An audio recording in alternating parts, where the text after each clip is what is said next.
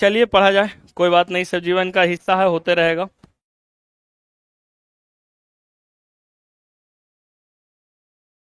बोलिए। पढ़े ना? नहीं, काहे? तुम क्या करो ना, तुम ऑटो से आती जाती हो ना, तो ईयरफोन को खरीद लो। ईयरफोन है तुम्हारे पास? इधर से जाते टाइम भी वीडियो देखते चले जाओ, उधर से आते टाइम भी देखते चले आओ। ऑटो वाला से तो कुछ है ही नहीं कि बात करना है ना? हाँ, मतलब हंसने वाला बात नहीं है। आदमी बस उस पे बैठता है तो जनरली बात करता है, ट्रेन उन पे बैठता है तो बात करता है, लेकिन ऑटो पे तो बात नहीं ना करता है। एकदम बुड़बक लड़की है, सब बात को गलत समझती है। हम किस वे में बोल रहे हैं? हंसते हंसते हे। हंसने भी ठीक से नहीं आता है।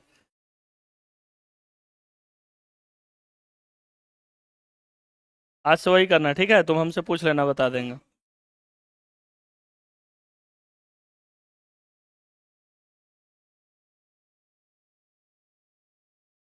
समझ गई, तुम समझदार हो तुम। हाँ एकदम, हर हाल में। पढ़ के आया है तो बता देगा सब क्वेश्चन। चलिए कोई बात नहीं, जिससे पूछेंगे बता देगा ना। अभी नहीं पूछेंगे, डरो नहीं, पढ़ाने के बाद पूछेंगे। कल तरत पढ़ लिए थे, गुंता पढ़ लिए थे, ठीक है? अच्छा बताइएगा कि ये भी, हाँ, प्रबलता लॉर्डनेस पढ़ लिए थे, इंटेंसिटी तीव्रता पढ़ लिए थे। हो गया, हो गया। हो गया, इधर इधर इधर, उधर बाद में। बगले में है, बाद में जब मन करे बात कर लेना है, अभी इधर पढ़ लीजिए। आएंगे जहाँ।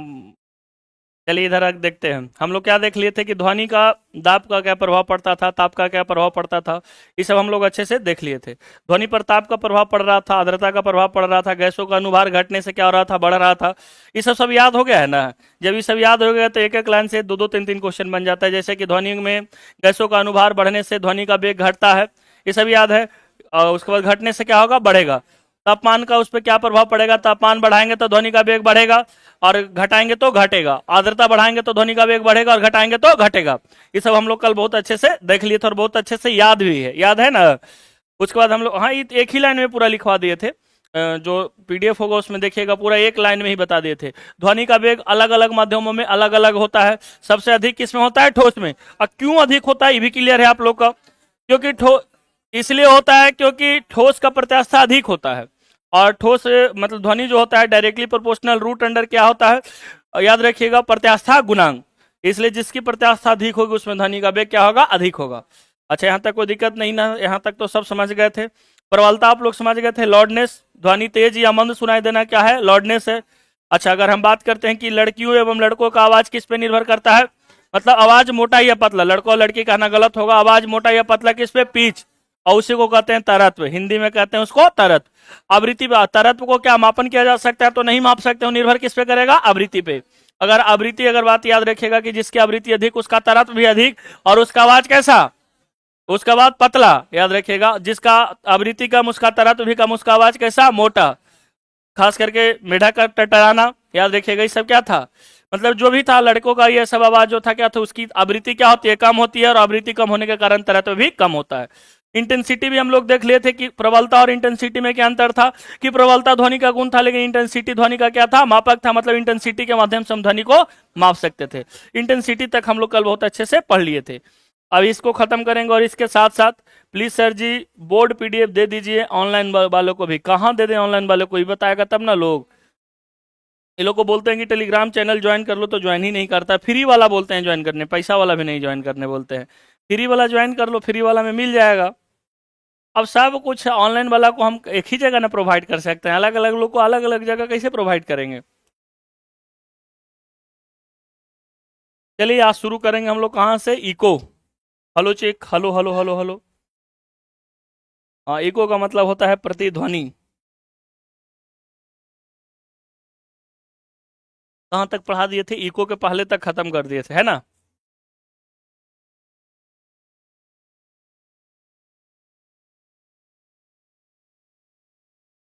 आप लोग के फोन में नहीं चल रहा है क्या जी?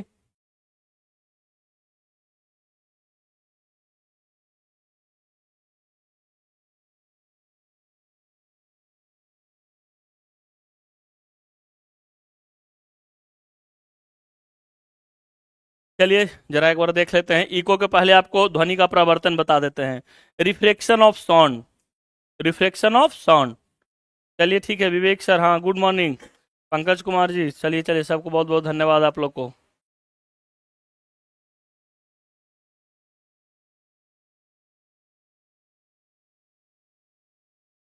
रिफ्रैक्शन ऑफ साउंड, चलिए आते हैं रिफ्लेक्शन ऑफ साउंड में, देखते हैं।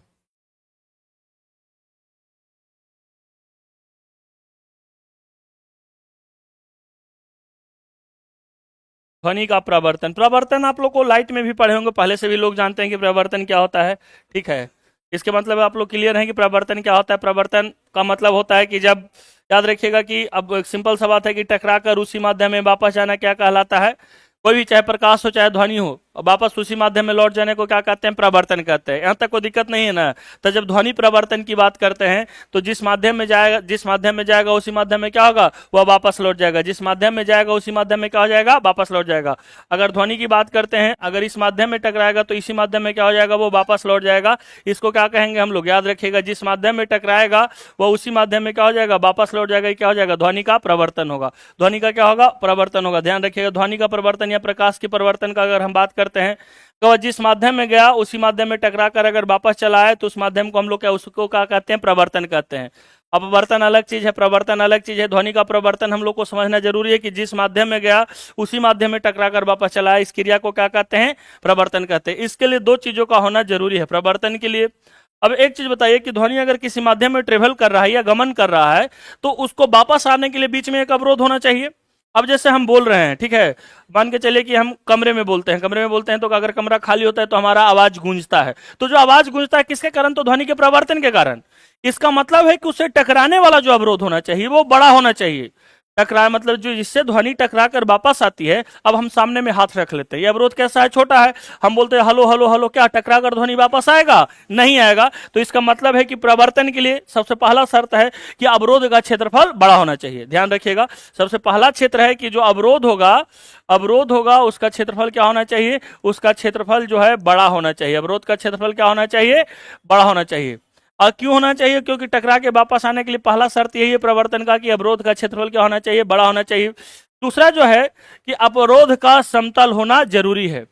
जैसे अगर आप देखिएगा कि अगर हम प्रकाश के प्रवर्तन की बात करते हैं तो प्रकाश का प्रवर्तन समतल होना उसके लिए जरूरी नहीं है, लेकिन ध्वनि में जो है इसका अवरोध का समतल होना, जब सॉरी गलती बोल रहे हैं, ध्वनि में प्रकाश, जैसे कि अगर हम ध्वनि की बात करते हैं तो प्रकाश के प्रवर्तन में अवरोध का समतल होना जरूरी है, लेकिन ध्वनि के मतलब कि प्रवर्तन में अवरोध का समतल होना जरूरी नहीं है।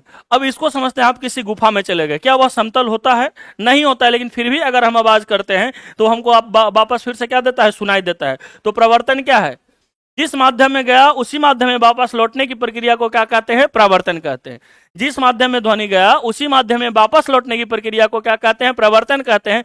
क्या उसके लिए समतल सतह का होना जरूरी है, बिल्कुल नहीं। तो ध्यान रखिएगा कि इसमें अवरोध का समतल होना जरूरी नहीं है, अवरोध का समतल होना जरूरी नहीं है, अवरोध का समतल होना जरूरी नहीं है। इसका मतलब है कि अगर हम प्रकाश के प्रवर्तन की बात करते हैं तो उसमें प्रवर्तन की क्रिया घटित होने के लिए अवरोध का समतल होना जरूरी होता है। लेकिन हम अगर ध्वनि में प्रवर्तन की बात करते हैं, प्रवर्तन समझ में आ गया ना कि प्रवर्तन किसको कहते हैं, वापस उसी माध्यम में लौट जाने की क्रिया को क्या कहते हैं, प्रवर्तन कहते हैं। जिस माध्यम में गया वापस उसी माध्यम में टकराकर वापस आ गया उसको क्या कहते हैं, प्रवर्तन कहते हैं। तो उदाहरण के लिए समझिए कि अगर हम किसी गुफा में गए या किसी बंद कमरे में गए और अगर हम आवाज अपने मुंह से निकालते हैं, कुछ बोलते हैं, तो आवाज हमको फिर से वापस क्या देता है, सुनाई देता है। मतलब जिस माध्यम में गया उसी माध्यम में क्या हो गया, वो वापस लौट गया। लेकिन उसके लिए दो शर्तें हैं। पहला शर्त क्या है कि अवरोध जो होना चाहिए क्षेत्रफल का क्या होना चाहिए, बड़ा होना चाहिए। अवरोध का जो क्षेत्रफल होना चाहिए क्या होना चाहिए, बड़ा होना चाहिए। क्योंकि अगर छोटा अवरोध रहेगा, अगर मान सपोज करते हैं कि ये, तो क्या ये ध्वनि के प्रवर्तन करा पाएगा, क्योंकि इसका क्षेत्रफल क्या है, छोटा है, इसलिए प्रवर्तन नहीं करा पाएगा। दूसरा क्या है कि अवरोध का जो, याद रखिएगा कि समतल होना जरूरी नहीं है। कोई जरूरी नहीं है कि सामने प्रवर्तन के लिए अवरोध समतल हो, बल्कि अगर खुरदरा भी हो, ऊंच नीच भी हो, कैसा भी हो, तो वहां से प्रवर्तन की ध्वनि का प्रवर्तन संभव हो जाता है। इसका सबसे अच्छा उदाहरण है कि अगर हम गुफा में भी बोलते हैं तो हमको आवाज फिर से वापस सुनाई देता है। और इसी पे आधारित कुछ क्रियाएं हैं। जैसे अगर हम बात करते हैं, जैसे इको प्रवर्तन पर ही आधारित, मतलब इको की अगर हम बात करते हैं तो इको किस पर आधारित है, तो प्रवर्तन पर ही आधारित है। याद रखिएगा, इको का मतलब होता है प्रतिध्वनि, और प्रतिध्वनि का बार बार सुनाई देना किस क्रिया पर डिपेंड करता है? तो प्रवर्तन की क्रिया पर निर्भर करता है। ध्यान रखिएगा, जैसे प्रवर्तन तो समझ में आ गया कि प्रवर्तन क्या है, प्रवर्तन समझ में आ गया ना, कि उसी अवरोध से टकराकर फिर वापस उसी माध्यम में वापस आने की प्रक्रिया को प्रवर्तन कहते हैं। कह सकते हैं कि नहीं कह सकते हैं? याद रखिएगा कि अगर हम बात करते हैं कि टकराकर उसी माध्यम में फिर से वापस मुड़ जाने की क्रिया, उसी माध्यम में वापस आने की क्रिया को प्रवर्तन कहते हैं। और प्रवर्तन के लिए कितने शर्त होने चाहिए? 2 शर्त। अवरोध जो होना चाहिए उसका क्षेत्रफल बड़ा होना चाहिए और अवरोध का समतल होना जरूरी है। और अभी एसएससी 2024 का क्वेश्चन समतल होना जरूरी नहीं है। और अभी तुरंत बताया था कि एसएससी का क्वेश्चन था कि इको ध्वनि के किस क्रिया पे निर्भर का, मतलब ध्वनि के किस क्रिया का उदाहरण है? तो प्रवर्तन का। इको का मतलब होता है प्रतिध्वनि। आप लोग घर में भी देखे होंगे और सुने होंगे। इको का मतलब होता है, याद रखिएगा, इको को कहते हैं प्रतिध्वनि। याद रखिएगा, इको का मतलब होता है प्रतिध्वनि। इसको क्या कहते हैं? इको का मतलब होता है प्रतिध्वनि, मतलब आवाज का बार बार सुनाई देना ही क्या कहलाता है? इको कहलाता है। अगर हम इको की बात करते हैं तो आप आसानी से समझ जाइएगा कि किसी सतह से टकराकर ध्वनि का बार बार सुनाई देना ही क्या, प्रति मतलब बार बार, ध्वनि मतलब तो आवाज। तो किसी सतह से टकराकर आवाज का बार बार सुनाई देना वो क्या कहलाता है? इको कहलाता है। और इको किस पर आधारित प्रक्रिया है? तो इको प्रवर्तन पर आधारित है। प्रवर्तन, क्योंकि आप तो समझ सकते हैं ना कि प्रवर्तन पे कैसे आधारित है, क्योंकि प्रवर्तन पे आधारित इसको इस प्रकार कह सकते हैं, प्रवर्तन कैसी घटना है? तो टकराकर उसी माध्यम में वापस लौट जाने की क्रिया को प्रवर्तन कहते हैं। उसके लिए कौन कौन सी शर्तें हैं? अवरोध का क्या होना चाहिए? क्षेत्रफल बड़ा होना चाहिए। दूसरी शर्तें क्या है? कि अवरोध का समतल होना जरूरी नहीं है। तो इको जब जो इको का मतलब क्या है? प्रतिध्वनि का मतलब, इको का मतलब है कि प्रतिध्वनि का मतलब है कि वही, मतलब कोई किसी भी सतह से टकराकर वापस आवाज का सुनाई देना, तो वही तो प्रवर्तन है जी। वही तो क्या है? तो किस क्रिया पर आधारित है? प्रवर्तन की क्रिया पर है। प्रतिध्वनि उत्पन्न होने के लिए प्रवर्तक सतह, याद रखिएगा, मतलब कि जो अवरोध होगा जहां से लौटेगा, प्रवर्तक सतह और बीच के न्यूनतम दूरी कितने होनी चाहिए? याद रखिएगा, बीच के जो न्यूनतम दूरी होनी चाहिए 16.6 मीटर, या एक्यूरेट में याद रखिएगा 17 मीटर। कितना मीटर रहता है? अच्छा, फीट में भी कभी कभी पूछ देता है तो 56 फीट। याद रखिएगा, फीट में कितना है? 56 फीट है। अभी क्वेश्चन करिएगा तो आप किए होंगे तो देखे होंगे, ये था फीट में कितना होता है तो 56 फीट। मीटर में कितना होता है? 16.6 मीटर या 17 मीटर। या फिर याद रखिएगा कहीं कहीं आपको एक चीज और दे सकता है, 17.2 मीटर भी दे सकता है। लेकिन फीट में बोलेगा तो कितना होना चाहिए? 56 फीट होना चाहिए। फीट में कितना होना चाहिए? 56 फीट होना चाहिए। अगर हम इको की बात करते हैं तो आप आसानी से समझ जाइएगा कि किसी सतह से टकराकर ध्वनि का बार बार सुनाई देना ही क्या कहलाता है? जैसे अगर हम कहीं गए, बड़ावर की गुफा में अगर कोई गए होंगे तो हम बोलिएगा ना हेलो हेलो हेलो, या फिर सुनते होंगे कोई फिल्म में, अजय देवगन का फिल्म में अक्सर ऐसा होता था कि आवाज बार बार सुनाई देता था। वो क्या था? इको था। हाँ नहीं, किस में? देखिए, जंगल झाड़ में, पहाड़ में, मतलब कहने का मतलब है सच अवरोध क्या होना चाहिए? बड़ा होना चाहिए। प्रवर्तन के लिए तो 2 ही नियम है ना जी, 2 ही शर्त है कि अवरोध क्या होना चाहिए? बड़ा होना चाहिए, और प्रवर्तक सतह का समतल होना जरूरी नहीं है। अब सर जहां भी आवाज वापस लौट के मतलब हमको पुनः सुनाई दे रहा हो, किस क्रिया पर आधारित है? प्रवर्तन पे। और उसी का उदाहरण क्या है? एक इको है। उसी का उदाहरण क्या है? इको या प्रतिध्वनि। समझ में आ गया ना?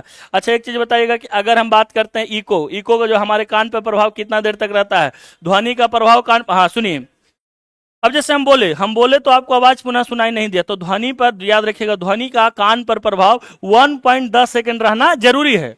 अगर उससे कम प्रभाव रहता है तो हम उसको इको नहीं कह सकते हैं। अभी हम बोल रहे हैं, क्या इको हो रहा है? नहीं हो रहा है। अभी हम जो बोल रहे हैं उसमें इको हो रहा है? नहीं हो रहा है। इको हो रहा है? नहीं हो रहा है। क्यों नहीं हो रहा है? क्योंकि आपके ध्वनि पे कान का प्रभाव 1.10 सेकंड से क्या है? कम है। हम बोल रहे हैं और आपसे ध्वनि क्या हो जा रहा है? पार हो जा रहा है। मतलब इस पर जो है कान पर जो है ध्वनि का प्रभाव कितना देर रहना चाहिए? तो 1/10 सेकंड। इसको अगर लिखेंगे तो 0.1 सेकंड लिख सकते हैं जी। याद रखिएगा, कभी कभी भी दे देता है 0.1 सेकंड, 1 बटा कितना सेकंड? 10 सेकंड रहना चाहिए। यहां तक कोई दिक्कत नहीं ना है। अब जैसे इसका इस्तेमाल अलग अलग जगहों पे अलग अलग किया जाता है। जैसे चमगादड़ जो है अपना शिकार पकड़ने के लिए, खास करके चमगादड़ जो छोड़ता है, कौन सा तरंग छोड़ता है? प्रस्राव तरंग। और वो इको के माध्यम से अपने शिकार को क्या करता है? पकड़ लेता है। इको के माध्यम से अपने शिकार को क्या करता है? पकड़ लेता है। अगर हम बात करते हैं, छोड़ता तो प्रस्राव तरंग है, लेकिन अपने शिकार का मतलब अपने भोजन को पकड़ने के लिए वो इको का उपयोग करता है। दूसरा अगर हम बात करते हैं, ध्यान रखिएगा कि दूसरा अगर बात करते हैं हॉल में, सिनेमा हॉल में, आप देखे होंगे कि सिनेमा हॉल में जो पर्दे होते हैं बड़े बड़े मतलब पर्दे बोलते हैं, जो गद्दे होते हैं मोटे बनाए जाते हैं। ये सब क्यों बनाए जाते हैं? हालांकि ये सब उदाहरण अनुनाद पे डिपेंडेंट है, लेकिन इसलिए भी बनाए जाते हैं ताकि वहां पे इको क्या हो? कम हो। इको क्या हो? कम हो। मतलब ध्वनि क्या हो? वापस ना लौटे। याद रखे, हाँ कंज्यूम कर लो उसको। ये सब अनुनाद पे उदाहरण है, लेकिन इसको याद रखिएगा, अनुनरण भी उसको कहते हैं, आएंगे उस पर भी। तो इको के लिए ध्यान रखिएगा कि इको किस क्रिया की घटना है? तो प्रवर्तन की। प्रवर्तक सतह और इसके बीच में दूरी कितना होना चाहिए, तो 16.6 मीटर या 17 मीटर या फिर 17.2 मीटर या फिर फीट में कितना, 56 फीट। इको में कान पर जो प्रभाव रहता है ध्वनि का कितना देर रहता है, 1/10 सेकेंड या 0.1 सेकेंड। यही 2-3 क्वेश्चन पूछता है। सबसे ज्यादा क्वेश्चन अभी पूछा जा रहा है इको किस घटना पर आधारित है, तो प्रवर्तन। अब बताइए कि प्रवर्तन किसको कहेंगे, समझ में आ जाएगा ना। प्रवर्तन किसको कहते हैं कि जिस माध्यम में गया उसी माध्यम में वापस टकरा कर आ गया, जिस माध्यम में गया उसी माध्यम में वापस टकरा कर आ गया, उस क्रिया को क्या कहेंगे, प्रवर्तन कहेंगे। इसमें कोई दिक्कत नहीं ना है कि प्रवर्तन किसको कहेंगे, तो प्रवर्तन आप आसानी से बता सकते हैं कि जिस माध्यम में गया उसी माध्यम में वापस आकर टकरा के उसको क्या कहते हैं, उसी माध्यम में वापस आ गया उसे को क्या कहते हैं, प्रवर्तन कहते हैं। इको के लिए न्यूनतम दूरी कितनी होनी चाहिए, याद रखिएगा, या तो 16.6 मीटर, 17 मीटर या 17.2 मीटर। फीट में कितना होना चाहिए, 56। इको कब, अगर हम किसी भी ध्वनि को इको कब कहेंगे, जब हमारे कान पे या जो किसी भी कान पे गया तो कितना प्रभाव होना चाहिए, 1/10 सेकंड या 0.1 सेकंड, तभी उसको हम लोग क्या कह सकते हैं, इको।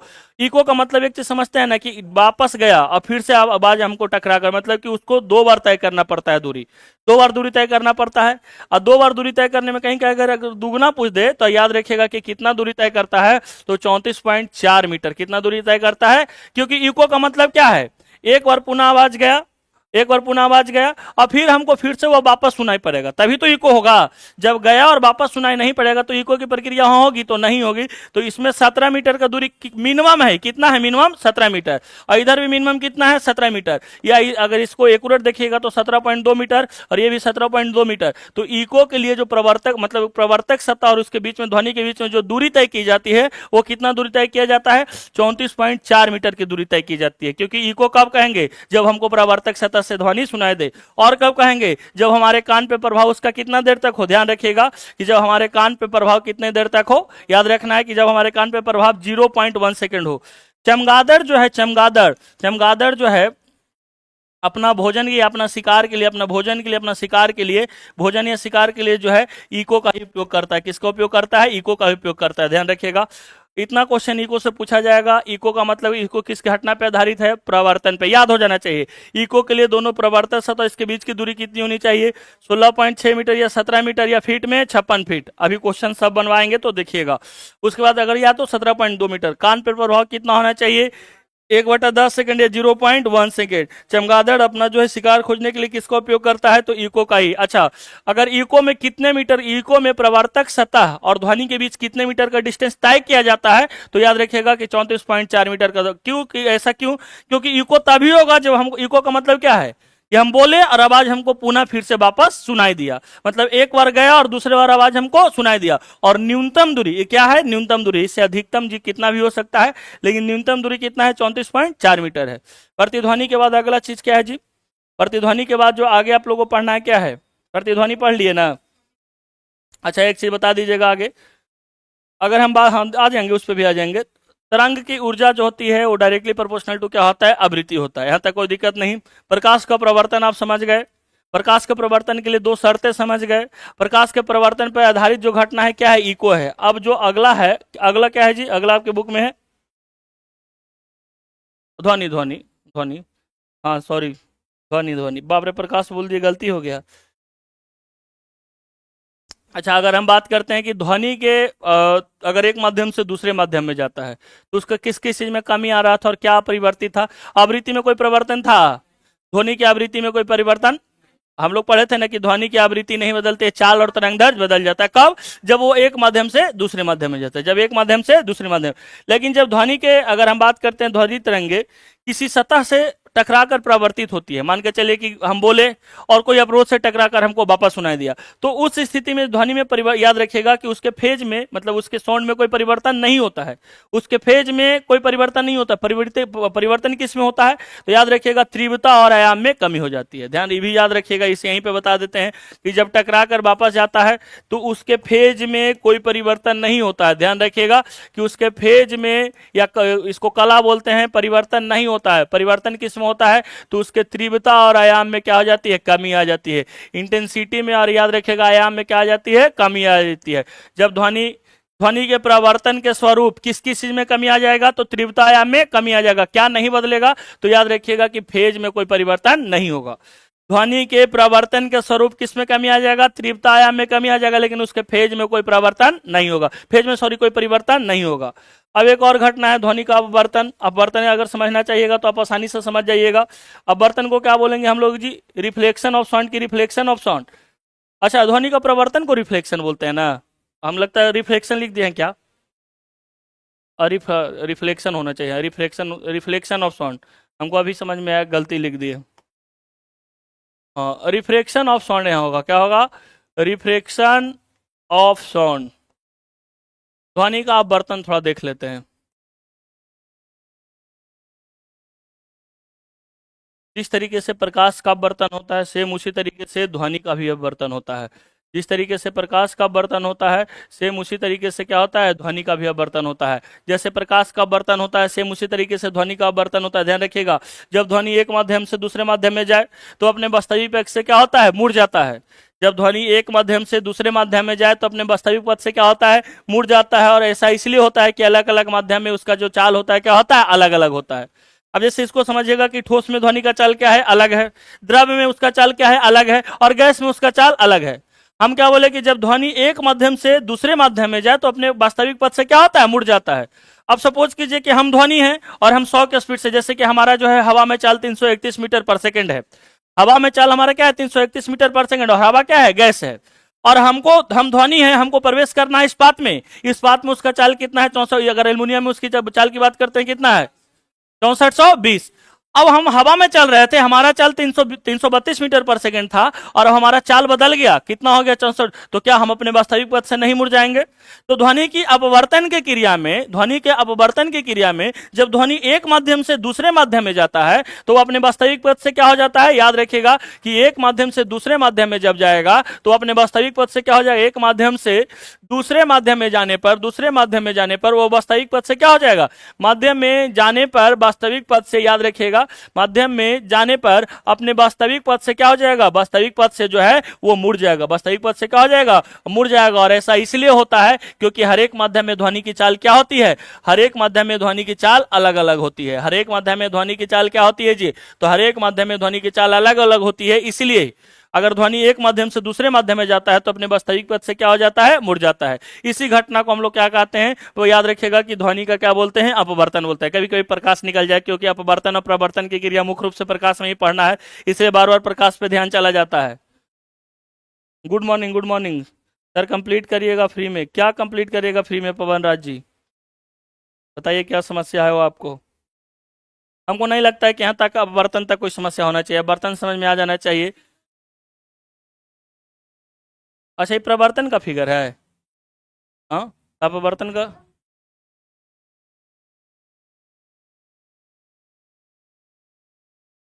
समझ गए क्या बोलना चाह रहे हैं आप लोग।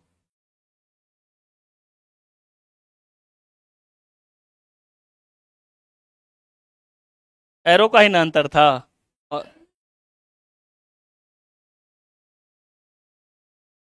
अच्छा अच्छा अच्छा, आई इक्वल टू आर, ठीक है ठीक है ठीक है ठीक है। अपने वास्तविक पद से मुड़ा हुआ दिखाई देगा। अच्छा, ये जो हम फिगर बनाए किसका फिगर है, प्रवर्तन का कि जिस माध्यम में आया उसी माध्यम में वापस चला गया, ठीक है, बढ़िया बात है। और ये अपने वास्तविक पद से क्या होगा, मुड़ा हुआ प्रतीत होगा, यही ना है, जाना चाहिए था इसको इधर, लेकिन वास्तविक पद से मुड़ा हुआ प्रतीत होगा, ठीक है। अब सही हो गया, अब तो सही हो जाएगा कि अपने वास्तविक पद से मुड़ा हुआ प्रतीत होगा। अब हम जो बता रहे थे उस समझ में आ गया ना कि जब एक माध्यम से दूसरे माध्यम में जाएगा तो अपने वास्तविक पद से मुड़ा हुआ प्रतीत होगा। और ऐसा क्यों प्रतीत होगा, ऐसा इसलिए प्रतीत होगा क्योंकि ध्वनि की चाल अलग अलग माध्यम में क्या होती है, इसको जाना चाहिए था इस माध्यम में लेकिन चला आएगा इस माध्यम में। क्यों, ऐसा इसलिए होगा क्योंकि ध्वनि का चाल अलग अलग माध्यम में क्या होता है, अलग अलग होता है। ध्वनि का चाल अलग अलग माध्यम में अलग अलग होता है, इसलिए क्या होता है, अपवर्तन में जी अगर प्रकाश का अपवर्तन भी देखेंगे तो प्रकाश का अपवर्तन में भी यही घटना होती है। प्रकाश का बर्तन में भी क्या घटना होता है कि जिस माध्यम में जाना चाहिए क्या वो उस माध्यम में जा पाता है, उस माध्यम में नहीं जा पाता है। और इसमें ध्वनि में ज्यादा पढ़ने की आवश्यकता नहीं है, लेकिन आप बर्तन इतना समझ जाइए कि ध्वनि जब एक माध्यम से दूसरे माध्यम में जाता है, एक माध्यम से जब दूसरे माध्यम में जाने पर वास्तविक पद से क्या हो जाता है, मुड़ जाता है। और इसमें ध्वनि की चाल, इसमें कारण क्या है, क्योंकि ध्वनि के चाल हर एक माध्यम में क्या होता है, अलग अलग होता है। ध्वनि का चाल हर एक माध्यम में क्या होता है, अलग अलग होता है।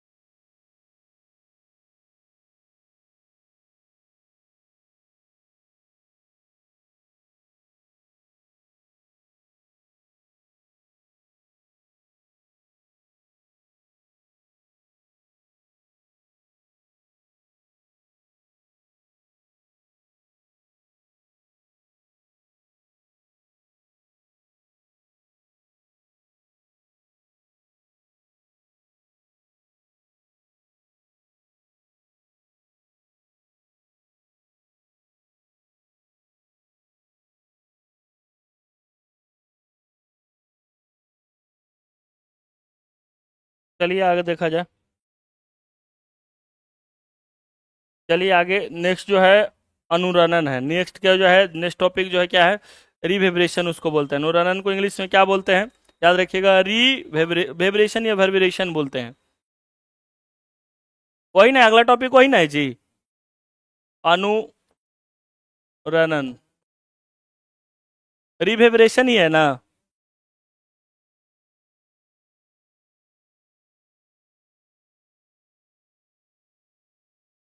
चलिए आगे आते हैं, नेक्स्ट देखते हैं। सर साउंड अगर साइड से सॉलिड या लिक्विड से लिक्विड से जाएगा तो क्या होगा, कहीं भी दूसरे माध्यम में जाएगा तो अपने वास्तविक पथ से मुड़ा हुआ दिखाई देगा। इसलिए भी मुड़ा हुआ दिखाई देगा क्योंकि उसका हर एक माध्यम में चाल अलग अलग है। सर साउंड अगर सॉलिड से सॉलिड या लिक्विड से लिक्विड जाएगा, हाँ तो सॉलिड से सॉलिड अगर माध्यम एक होगा तो फिर माध्यम एक होगा तो परिवर्तन कैसे होगा। लेकिन माध्यम अगर एक भी होगा तो ठोस में अलग, माध्यम में भी अलग अलग चाल उसका अलग, जैसे कि इस्पात में चाल अलग होता है, लोहा में चाल अलग होता है, द्रव में ही देख लीजिए अलग अलग जगहों पे, मतलब अलग अलग पदार्थों में भी उसका चाल अलग अलग होता है। तो जब चाल अलग होगा इसलिए वास्तविक पथ से थोड़ा मुड़ा हुआ अपवर्तन के कारण ही प्रतीत होगा। अब आते हैं अनुरणन की बात करते हैं, रिवेब्रेशन की बात करते हैं। चलिए रिवेब्रेशन की बात करते हैं। जैसे आप देखते होंगे कि ध्वनि स्रोत समाप्त हो जाता है और अजय देवगन वाला मूवी फिर से हम आपको याद दिलाते हैं, बोलता है काजल, और 3-4 बार उसको सुनाई देता है काजल काजल काजल, सुनाई देता है कि नहीं देता है।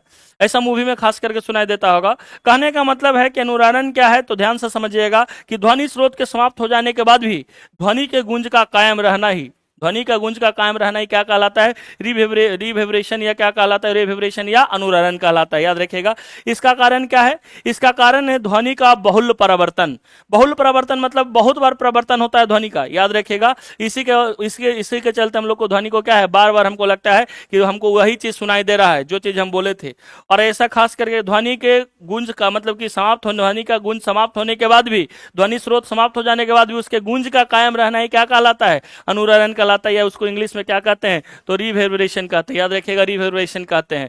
अनुरणन का मतलब क्या है कि ध्वनि स्रोत समाप्त होने के बाद भी, ध्वनि स्रोत समाप्त होने के बाद भी, समाप्त होने के बाद भी गुंज का कायम रहना। याद रखिएगा कि गुंज का कायम रहना ही क्या कहलाता है, गुंज का कायम रहना ही रिवेब्रेशन या अनुरणन कहलाता है। इसमें कोई दिक्कत नहीं होना चाहिए। इसका कारण क्या है, तो इसका कारण है, याद रखिएगा, ध्वनि का बहुल प्रवर्तन। इसका कारण क्या है, तो ध्वनि का बहुल मतलब बहुत अधिक, 3-4-5 बार बहुल प्रवर्तन। इसका कारण क्या है, ध्वनि का बहुल प्रवर्तन। इसका सबसे अच्छा उदाहरण आपको बताते हैं, माइक वाला जो भूंबा देखे होंगे आप, और उसका देखिएगा किस तरीके से बना होता है।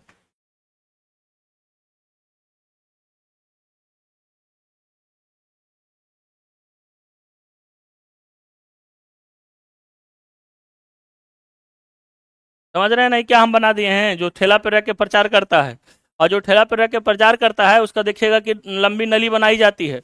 और कभी भी देखिएगा इस चोंगा छोटा वाला लगा के अगर प्रचार करेगा ना तो उसको उतना आवाज नहीं मिल पाएगा। और उसमें देखिए वो जो लंबा वाला नली लगा हुआ रहता है उसका कोई काम होता है कि नहीं होता है, तो उसका एक काम होता है, आवाज तो ध्वनि स्रोत यहाँ से निकलता है, लेकिन यहाँ पे बार बार बार बार बार बार बार बार ध्वनि का प्रवर्तन होता है, बार बार ध्वनि का प्रवर्तन होता है। इसलिए बोलने के बाद भी बहुत देर तक आपको आवाज सुनाई दे, खुल गया खुल गया खुल गया, चक्रवर्ती मैथमेटिक्स, ऐसा सुनाई देगा आपको जो प्रचार करता है ठेला पे। आप ध्यान से सुनिए, हंसने वाली बात नहीं है, ये प्रवर्तन की क्रिया हम बता रहे हैं। इस प्रक्रिया में भी ध्वनि का बहुल प्रवर्तन होता है। आप इसको छोड़ दीजिए, आप आते हैं जो अंग्रेजी बाजा बजता है शादी विवाह में, उसको देखिए आप, उसमें भी जो लंबी लंबी नली बनाई जाती है, आप ऑर्गन पाइप पढ़ेंगे तो उसको भी हम पढ़ाएंगे, उसमें भी जो लंबी लंबी नली बनाई जाती है वो लंबी लंबी नली का कोई काम नहीं होता है। जो बाजा बजाने वाला होता है पूरा जोर से फूकना शुरू करता है, पूप, और उसका आवाज जो है, क्या आपको लगता है कि जितना तेजी से फूकता है उतना ही आवाज निकलता है, उससे बहुत अधिक तेजी से उसका आवाज निकलता है। क्यों, क्योंकि उसमें ध्वनि का बहुल परिवर्तन होता है, इसलिए उसका आवाज क्या है, बहुत तेजी से निकलता है और सुरीला भी निकलता है। नहीं तो अगर वो लंबी नली नहीं बनाए तो फूके तो वहां से ढेर लोग भाग जाए, लेकिन उसका सुरीला आवाज निकलने का कारण क्या है, ध्वनि का बहुल प्रवर्तन है। ध्यान रखिए ध्वनि का क्या है, बहुल प्रवर्तन है। और ये रिवेब्रेशन या अनुरणन का भी जो कारण है वो क्या है, ध्वनि का बहुल प्रवर्तन है। ध्यान रखिएगा ये भी ध्वनि का क्या है, बहुल प्रवर्तन। अगर हम बात करते हैं कि सिनेमा हॉल में गुंज को मतलब अनुरणन या रिवेब्रेशन या इको को रोकने के लिए, खास करके सिनेमा हॉल में, बड़े बड़े हॉलों में, सिनेमा हॉल में या फिर बड़े सभागार में इस अनुरणन की क्रिया को रोकने के लिए, ध्यान रखिएगा, इस अनुरणन या याद रखिएगा अनुरणन के क्रिया, याद रखिएगा अनुरणन की क्रिया को रोकने के लिए, अनुरणन की क्रिया एवं इको के क्रिया, प्रतिध्वनि के क्रिया को रोकने के लिए, प्रतिध्वनि के क्रिया को रोकने के लिए ही, क्रिया को रोकने के लिए ही क्या होता है ना कि बड़े बड़े प्रतिध्वनि की क्रिया को रोकने के लिए ही बड़े बड़े मोटे मोटे गद्दे लगाए जाते हैं, कालीन बिछाए जाते हैं। जो आप कालीन देखते हैं आपको लगता है कि हमारे और आपके लिए आराम के लिए बिछाया गया, ऐसा बिल्कुल नहीं है। वो ध्वनि को अवशोषित करने के लिए, ताकि जो ध्वनि का अनुरणन हो और जो ध्वनि का इको हो वो क्या हो जाए, न्यूनतम हो जाए। इसीलिए जो है ध्यान रखिएगा कि बड़े बड़े सिनेमा हॉल में, बड़े बड़े सभागार में, ध्यान रखिएगा बड़े बड़े सिनेमा हॉल में, बड़े बड़े सभागार में, खास करके अगर हम बात करते हैं अभी वर्तमान में गांधी सभागार की बात करते हैं, गांधी बापू सभागार, तो बापू सभागार अगर आप विजिट किए होंगे तो देखे होंगे कि वहां का जो है अंदर का जो हॉल है खुरदरा बनाया गया होगा और उसमें ध्वनि अवशोषक पदार्थ लगाए जाते हैं, जो ध्वनि को क्या करे, उसके गूंज को, उसके अनुरणन को क्या करे, अवशोषित कर ले। नहीं तो जो जिस तरीके का बना हुआ है वहां के सीट के गद्दे जो होते हैं मोटे मोटे लगाए जाते हैं। आप जाते हैं कहते हैं नहीं नहीं, मोना सिनेमा का जो गद्दा है ना बहुत मोटा मोटा है। उसका बनाने का कारण क्या है, उसका बनाने का कारण है कि अनुरणन और जो ध्वनि का प्रतिध्वनि हो, मतलब इको जो हो या रिवेब्रेशन जो हो वो क्या हो जाए, न्यूनतम हो जाए और हम लोग को आवाज क्या है, स्पष्ट सुनाई दे। आवाज हम लोग को क्या है, स्पष्ट। इसीलिए उसमें ध्वनि अवशोषक पदार्थ भी लगाए जाते हैं, इसलिए उसमें ध्वनि अवशोषक पदार्थ, ध्वनि अवशोषक पदार्थ लगाए जाते हैं। ध्यान रखिएगा इस ध्वनि अवशोषक पदार्थ की अगर हम बात करते हैं तो एक आता है कॉर्क, जो ध्वनि को अवशोषित करने के लिए लगाया जाता है। कॉर्क इसलिए लगा दिए जाते हैं कि जो इको हो वहां नहीं हो। अब जैसे देखिएगा कि कोई छोटा सा स्टूडियो बना हुआ है जहां से आज ऑनलाइन लाइव क्लास चलता है, वहां भी कॉर्क लगाया जाता है, जिससे क्या हो कि ध्वनि का जो हो ये नहीं हो। मोटा पर्दा लगा दिया जाता है, कालीन बिछा दिए जाते हैं, वहां के सीट या गद्दे मोटे बनाए जाते हैं, याद रखिएगा। और दीवारें जो है खुरदरी बनाई जाती है, दीवारें जो है कैसी बनाई जाती है, खुरदरी बनाई जाती है। लेकिन फिर भी आपको अभी तुरंत बताया कि ध्वनि के परावर्तन के लिए कोई जरूरी नहीं है कि सतह का समतल होना जरूरी है। केवल अगर खुरदरी दीवार बना दे तो क्या उससे ध्वनि का प्रवर्तन रोक पाना संभव है, नहीं संभव है, क्योंकि यह जो क्रिया है किस पे आधारित है, यह बहुल प्रवर्तन पे आधारित है। अगर दीवारें खुरदरी भी बना दे फिर भी प्रवर्तन होगा, लेकिन इसी के लिए उसमें जो है ध्वनि अवशोषक पदार्थ लगा दिए जाते हैं, खास करके कॉर्क, मोटा पर्दा, खुरदरी दीवार, ये सब ध्वनि अवशोषक पदार्थ हैं। मोटे सीट, मोटे गद्दे, कालीन बिछा दिए जाते हैं ताकि को, हाँ फोम भी, अब बहुत सारा चीज आ गया है, पहले तो इतना चीज डेवलप नहीं था, अब तो बहुत सारा आ गया होगा। और प्लाईवुड भी लगा दिया जाता है आज के समय में, देखिएगा कि वहां पे बहुत सारे जो भी ध्वनि, याद रखिएगा प्लाईवुड भी लगा दिए जाते हैं। सीट के जो गद्दे हैं वो गद्दे हैं जो मोटे बनाए जाते हैं, इसलिए ताकि वो ध्वनि को क्या करे, ध्वनि को होने वाले गूंज को क्या करे, अवशोषित कर ले। राधे राधे सर, ये क्लास कितने बजे, क्लास 7 बजे के बाद शुरू हो जाता है। ध्यान रखेगा कि अनुरणन क्या है, तो ध्वनि स्रोत समाप्त होने के बाद ही गूंज का कायम रहना ही क्या कहलाता है, अनुरणन कहलाता है। और ध्वनि का जो अनुरणन है किस क्रिया पर आधारित है, तो ध्वनि का अनुरणन जो है ध्वनि का बहुल प्रवर्तन पर आधारित है। सिनेमा हॉल में, बड़े सभागार में अनुरणन और प्रतिध्वनि को याद रखिएगा रोकने के लिए क्या किए जाते हैं, तो रोकने के लिए ध्वनि अवशोषक पदार्थ लगाए जाते हैं, कॉर्क, मोटा पर्दा, खुरदरी दीवारें एवं प्लाईवुड लगा दिए जाते हैं। और खास करके सिनेमा हॉल में कालीन बिछा दिए जाते हैं, वहां के जो सीट होते हैं मोटे बना दिए जाते हैं, ताकि उससे क्या हो कि ध्वनि को अवशोषित कर ले और ध्वनि क्या हो, गूंजे नहीं, अनुरणन की प्रक्रिया वहां नहीं हो। ध्यान रखिएगा, अनुरणन का मतलब समझ में आ गया। एक चीज इससे पूछा था, ग्रीन मफलर परियोजना पूछ दिया था, याद होगा आप लोग को, याद है आप लोग को, ग्रीन मफलर परियोजना। हमको लग रहा है कि ठंडा से संबंधित है, ऐसा लग रहा था देखने से, लेकिन ग्रीन एकॉस्टिक विज्ञान ध्वनि से या एकॉस्टिक विज्ञान या ध्वनि से संबंधित है। ध्वनि का जहां अध्ययन करते हैं उसको क्या बोलते हैं, एकॉस्टिक विज्ञान कहते हैं। ध्वनि का जहां अध्ययन करते हैं उसको एकॉस्टिक विज्ञान कहते हैं। इसका मतलब है कि ग्रीन मफलर परियोजना जो संबंधित है किससे है, तो ध्वनि से संबंधित है। किससे संबंधित है, तो ध्वनि से संबंधित है, कोई दिक्कत नहीं ना है। अब एक चीज है रेजोनेंस या अनुनाद जिसको कहते हैं, उसको भी देख लिया जाए कि रेजोनेंस और अनुनाद क्या है, आराम से समझ जाएंगे उसको भी आसानी से। उसके बाद एक चीज बच जाएगा मैक संख्या, और उसके बाद मैक संख्या के बाद सोनिक बूम, दोनों बता देंगे। रेजोनेंस पर आते हैं, अनुनाद, इसको क्या बोलते हैं, अनुनाद। इसका बहुत सारा उदाहरण है, समझ जाइएगा इसको भी। जब इतना समझ गए तो उसको समझना बहुत आसान हो जाएगा। इतना समझ में आ गया है ना कि क्या क्या है। अब जैसे किसी भी कंपन करने वाली वस्तु पर बाह्य आवर्त बल लगाया जाता है। बाह्य आवर्त बल क्यों कहेंगे वो भी बताते हैं। किसी भी कंपन करने वाली वस्तु पर बाह्य आवर्त बल लगाया जाता है, याद रखिएगा। और अगर दोनों आवर्त काल बराबर हो तो कंपन का आयाम क्या हो जाता है, महत्तम हो जाता है। जैसे कोई वस्तु है उस पर बाह्य आवर्त बल लगाया जा रहा है, क्या लगाया जा रहा है, बाह्य आवर्त बल। और जब इस पे आवर्त बल लगा रहे हैं, ध्यान रखिएगा कि कोई भी कंपन करने वाली वस्तु उस पर बाह्य आवर्त बल लगा रहे हैं, हाँ ओके सर को। और कोई बात है, और कोई जानकारी चाहिए तो बोलिएगा, जानकारी मिल जाएगा आपको, कोई दिक्कत नहीं है। नहीं कोई दिक्कत नहीं।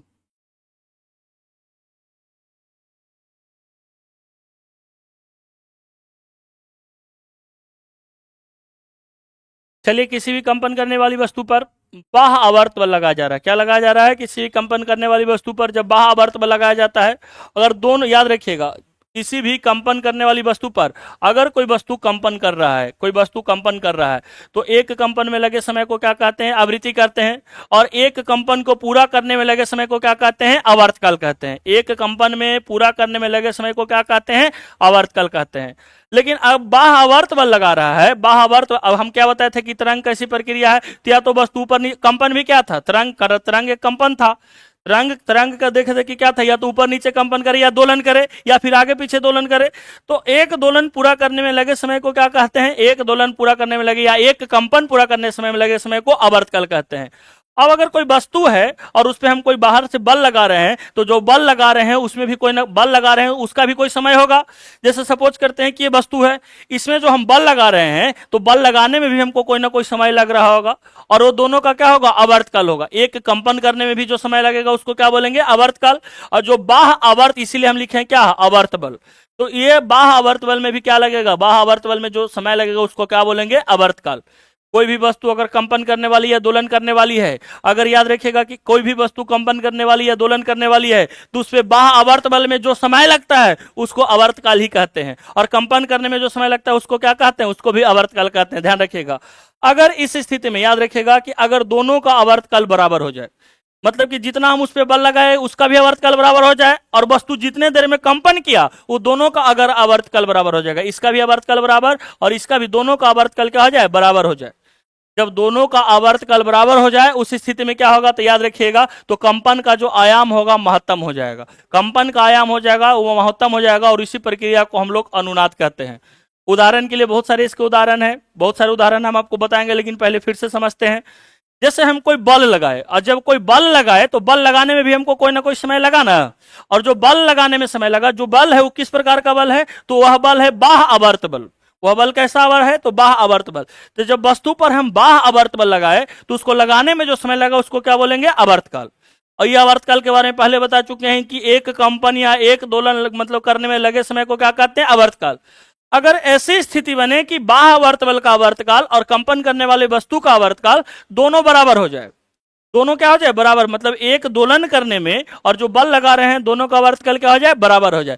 तो उस स्थिति में क्या होगा? तो उस स्थिति में याद रखिएगा कि कंपन का जो आयाम हो जाएगा, इसका जो आयाम हो जाएगा क्या हो जाएगा? और आयाम किसको कहते हैं? भली भांति परिचित हैं। महत्तम विस्थापन को क्या कहते हैं? आयाम कहते हैं। महत्तम विस्थापन को क्या कहते हैं? आयाम कहते हैं। समझ में आया? ही नहीं समझ में आया? एक बार और समझाते हैं, क्योंकि समझने वाला ही टॉपिक है ही। अनुनाद का मतलब समझिए कि जैसे कोई वस्तु है, हम मान के चलिए, हम खुद ही पे उदाहरण लेते हैं कि हम वस्तु हैं, और हम वस्तु अगर कंपन करते हैं तो इसका मतलब है कि हम पेंडुलम होंगे, या गति का मतलब, अगर कंपन करने का मतलब क्या है? या तो ऊपर नीचे की गति या तो आगे पीछे की गति। अब हम पे कोई बाहुबल जो गति करेगा, जब आगे पीछे या आगे पीछे की गति करे, या याद रखिएगा ऊपर नीचे की गति करे, तो उसमें कोई ना कोई बल लग रहा है। जो बल लग रहा है उस बल को हम क्या कहते हैं? बाह्य आवर्त बल कहते हैं। और बाह्य आवर्त बल लगाने में जो समय लगता है उसको क्या बोलते हैं? आवर्तकाल। और यहां क्या देखें कि वस्तु को एक कंपन या एक दोलन पूरा करने में लगे समय को क्या कहते हैं? आवर्तकाल। अब ऐसा स्थिति है कि वस्तु पर लगाने वाला बाह्य बल का आवर्तकाल और वस्तु का कंपन करने वाला का आवर्तकाल, दोनों का आवर्तकाल बराबर हो जाए, तो उस स्थिति में जो विस्थापन मतलब जो आयाम होगा क्या हो जाएगा? महत्तम हो जाएगा।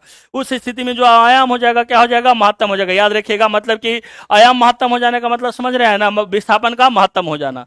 इसी प्रक्रिया को क्या कहते हैं? अनुनाद कहते हैं। इसी प्रक्रिया को क्या कहते हैं? अनुनाद कहते हैं। हमको लगता है कि रेजोनेंस समझ में आया होगा। किताब में थोड़ा दूसरे तरीके से दिया है, लेकिन हम आपको समझाने का प्रयास किए हैं।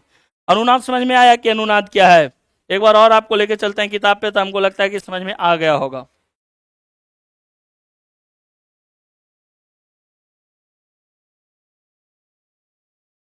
यहीं से ना समझना था जी? सब चीज बता चुके हैं। जब ध्वनि तरंगे दूर स्थित किसी दृढ़ टावर या पहाड़ से टकराकर प्रवर्तित होती, इस प्रवर्तित ध्वनि को क्या कहते हैं? प्रतिध्वनि। इको कहते हैं या क्या कहते हैं? प्रतिध्वनि। और किस क्रिया पर आधारित है? तो प्रवर्तन की क्रिया पर आधारित है। अवरोध प्रवर्तन की क्रिया में कैसा होना चाहिए? तो अवरोध का क्षेत्रफल बड़ा होना चाहिए और कोई जरूरी नहीं है कि समतल होना चाहिए। प्रतिध्वनि सुनने के लिए प्रवर्तक सतह के बीच की दूरी कितनी होनी चाहिए? याद रखिएगा, प्रवर्तक सतह के बीच की दूरी 17 मीटर या 16.6 मीटर होनी चाहिए। कान पर ध्वनि का प्रभाव कितना सेकंड तक रहता है? 1/10 सेकंड या 0.1 सेकंड तक। 1.10 सेकंड या 0.1 सेकंड। आदि ध्वनि तरंगे किसी सतह से टकराकर प्रवर्तित होती है तो ध्वनि के कला में कोई, लिख चुके थे कि ध्वनि के कला में कोई परिवर्तन नहीं होता है। बदलता क्या है? तो ध्वनि के प्रवर्तन के फलस्वरूप उसके तीव्रता आयाम में क्या आ जाती है? कमी आ जाती है। ध्यान दीजिएगा, एक बार फिर से हम रिवीजन करवा देते हैं जो हम इको पढ़ाए हैं आपको। यहां आ जाते हैं इको। इको क्या था? इको किस क्रिया पर आधारित था? प्रवर्तन की क्रिया पर आधारित था। अगर हम बात करते हैं कितना मीटर होना चाहिए, तब 16.6 या 17 मीटर या 56 फीट, या तो कितना होना चाहिए? 17.2 मीटर। कान पे प्रभाव कितना देर होना चाहिए? 0.1 सेकंड। और याद रखिएगा कि चमगादड़ ये सब जो अपना शिकार करने में इस्तेमाल करता है, किसका? तो इको का ही। इको में क्या होता है? तो अगर याद रखिएगा कि ध्वनि के प्रवर्तन में, यहां लिख देते हैं कि ध्वनि के प्रवर्तन में क्या बदलाव आ जाता है? तो उसके फेज में कोई बदलाव नहीं आता है। बदलता क्या है? तो तीव्रता आयाम में कमी आ जाती है। हमको तो लगता है कि याद हो जाना चाहिए, अगर इसके बाद भी याद नहीं होता है तो और पढ़ने का आवश्यकता है। अगर याद रखिएगा कि अगर है इको में कितने का मतलब कि ध्वनि के स्रोत और प्रवर्तक सतह के बीच में कितने न्यूनतम दूरी तय करता है? तो 34.4 मीटर की दूरी तय करता है। रिफ्लेक्शन ऑफ साउंड, ध्वनि का अपवर्तन आपको होता है कि एक माध्यम से जब दूसरे माध्यम में जाएगा तो ध्वनि अपने वास्तविक पथ से मुड़ा हुआ प्रतीत होगा। याद रखिएगा, और ऐसा इसलिए होता है क्योंकि ध्वनि की चाल अलग अलग माध्यम में क्या होती है? अलग अलग होता है। आते हैं अनुरणन। ध्वनि स्रोत समाप्त होने के बाद भी अगर ध्वनि का गूंज हमको सुनाई देगा, वो कैसी प्रक्रिया है? अनुरणन या रिवर्बरेशन की प्रक्रिया है। और ये किस घटना पर आधारित है? तो ध्वनि का बहुल परिवर्तन। खास करके सिनेमा हॉल में, बड़े बड़े सभागार में अनुरणन और प्रतिध्वनि से बचने के लिए ध्वनि अवशोषक पदार्थ लगाए जाते हैं, जिसमें कौन कौन से है? कॉर्क है, मोटा पर्दा है, खुरदरी दीवार है, प्लाईवुड है, और वहां के गद्दे जो है मोटे बनाए जाते हैं। ग्रीन मफलर परियोजना किससे संबंधित था? एकॉस्टिक विज्ञान से था। अनुनाद का मतलब क्या होता है? कि जब वस्तु पर लगने वाला, याद रखिएगा, वस्तु पर लगने वाला बाह्य आवर्तकाल, वस्तु का जो बाह्य आवर्त बल है, याद रखिएगा, बाह्य आवर्त बल का आवर्तकाल और वस्तु पे कंपन करने वाले का आवर्तकाल दोनों बराबर हो जाए, उस स्थिति में जो आयाम हो जाएगा क्या हो जाएगा? महत्तम हो जाएगा। उसी प्रक्रिया को क्या कहते हैं? अनुनाद कहते हैं। आते हैं एक बार फिर से इधर देख लेते हैं, इतने में तो याद हो जाता है जी। यदि ध्वनि के तरंगे किसी सतह से टकरा कर आएगी तो किसमें परिवर्तन नहीं होगा? तो ध्वनि के फेज में कोई परिवर्तन नहीं होगा। ध्वनि के फेज में कोई परिवर्तन नहीं होगा। अगर हम बात करते हैं कि ध्वनि के प्रवर्तन के फलस्वरूप किस में कमी आएगा, तो तीव्रता और आयाम में कमी आता है। तीव्रता आयाम में क्या आता है? कमी आता है। रेजोनेंस या अनुनाद की बात करते हैं। मेरा 16 को 80 में एग्जाम था जिसमें 58 पूरी तरीके से सही है, 60 प्लस सही होगा मेरा। लेकिन मेरा एनसीएल 25/7/25 का बना हुआ, डीवी में एनसीएल डेट को लेकर डिस्क्वालीफाई कर देगा क्या? कुछ नहीं करेगा। डीवी के लिए टेंशन फ्री रहिए, पहले पास कर जाइए, पास कर जाइएगा, नौकरी हो जाएगा। कैटेगरी अगर आप सही भरे हैं तो कोई दिक्कत नहीं है, उस सबसे कोई प्रभाव पड़ने वाला नहीं है। चलिए आते हैं, जब किसी वस्तु के कंपनों की स्वाभाविक आवृत्ति किसी चालक बल के कंपनों की आवृत्ति के बराबर हो जाती है, ऐसा ही ना लिखा है जी। जब किसी वस्तु के कंपन की स्वाभाविक आवृत्ति, किसी आवृत्ति को हम आवर्तकाल लिख सकते हैं, आराम से लिख सकते हैं। आवृत्ति जब हम आपको डिफाइन करके बताए थे तो आवृत्ति बराबर आवर्तकाल आपको दिखा दिए थे कि आवृत्ति और आवर्तकाल दोनों क्या होता है? बराबर होता है। किसी चालक बल के कंपनों की आवृत्ति के बराबर होती है। यहाँ तो आवृत्ति लिखिए या तो आवर्तकाल लिखिए, उससे कोई प्रभाव पड़ने वाला नहीं है, क्योंकि आवृत्ति और आवर्तकाल क्या है? आवृत्ति क्या था? आवृत्ति समझ रहे हैं? आवृत्ति क्या था? आवृत्ति का मतलब क्या था? कि याद कीजिए कि एक सेकंड में जितना बार वो कंपन किया, यही ना था। एक सेकंड में जितना बार कंपन किया उसको क्या कहते थे? आवृत्ति। और एक सेकंड में मतलब एक कंपन करने में जितना समय लगा उसको क्या कह रहे थे? आवर्तकाल। यही तो था। तो आवृत्ति और आवर्तकाल दोनों क्या था? एक ही चीज था। कंपनों की आवृत्ति के बराबर होती है तो वह वस्तु बहुत अधिक आयाम से कंपन करने लगता है। इस घटना को क्या कहते हैं? अनुनाद कहते हैं। अनुनाद पे आधारित कुछ उदाहरण है, ठीक है। नीचे लगता है दिया है क्या इसमें, कि नहीं दिया है? दिया है। अनुनाद पे नहीं दिया है उदाहरण।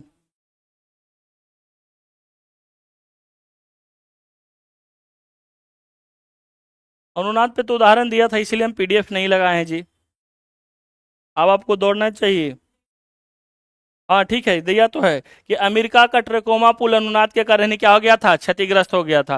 क्योंकि अब क्या हुआ कि दोनों का क्या हो गया, दोनों का आवर्तकाल बराबर हो गया, और उस स्थिति में जो आयाम हो गया क्या हो गया, महत्तम हो गया। और आयाम महत्तम होने के कारण पुल का क्या हो जाएगा, आयाम महत्तम हो गया, मतलब उस पर लगने वाला बल भी क्या हो गया, अधिक हो गया, इसके कारण पुल क्षतिग्रस्त हो गया। दूसरा उदाहरण है कि सैनिकों की टुकड़ी पुल का बढ़ते समय अनुनाद की स्थिति से बचने के लिए कदम मिलाकर क्या है, अगर कदम चाल एक चाल चलेगा, अगर ये कदम चले से लगाएगा तो ये क्या होगा, इसमें एक कंपन ऊपर नीचे की गति है। कैसी गति है, ऊपर नीचे की गति है। और जब ऊपर नीचे की गति कर रही है, इसका मतलब है कि इसमें कोई ना कोई आवर्तकाल लग रहा है। तो ऊपर नीचे की गति का आवर्तकाल और जो बल लगा रहा है उसको क्या बोलते हैं, बाह्यावर्त बल। दोनों का आवर्तकाल क्या हो जाएगा, बराबर हो जाएगा, और उस स्थिति में जो विस्थापन मतलब कि जो आयाम होगा क्या हो जाएगा, महत्तम हो जाएगा। इसीलिए दिया जाता है, मतलब रोक दिया जाता है कि एक साथ नहीं चलेगा। ध्वनि का व्यतिकरण है, ध्यान से सुनिएगा, ध्वनि का व्यतिकरण किसको कहते हैं।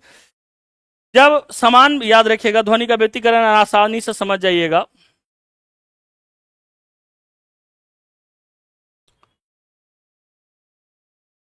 ए और इधर है बी।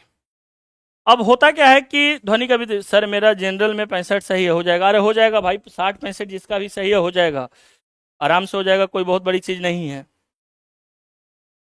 जैसे जो समान, जब दो समान आवृत्ति, आवृत्ति का मतलब समझ में आ गया है कि आवृत्ति किसको कहते हैं।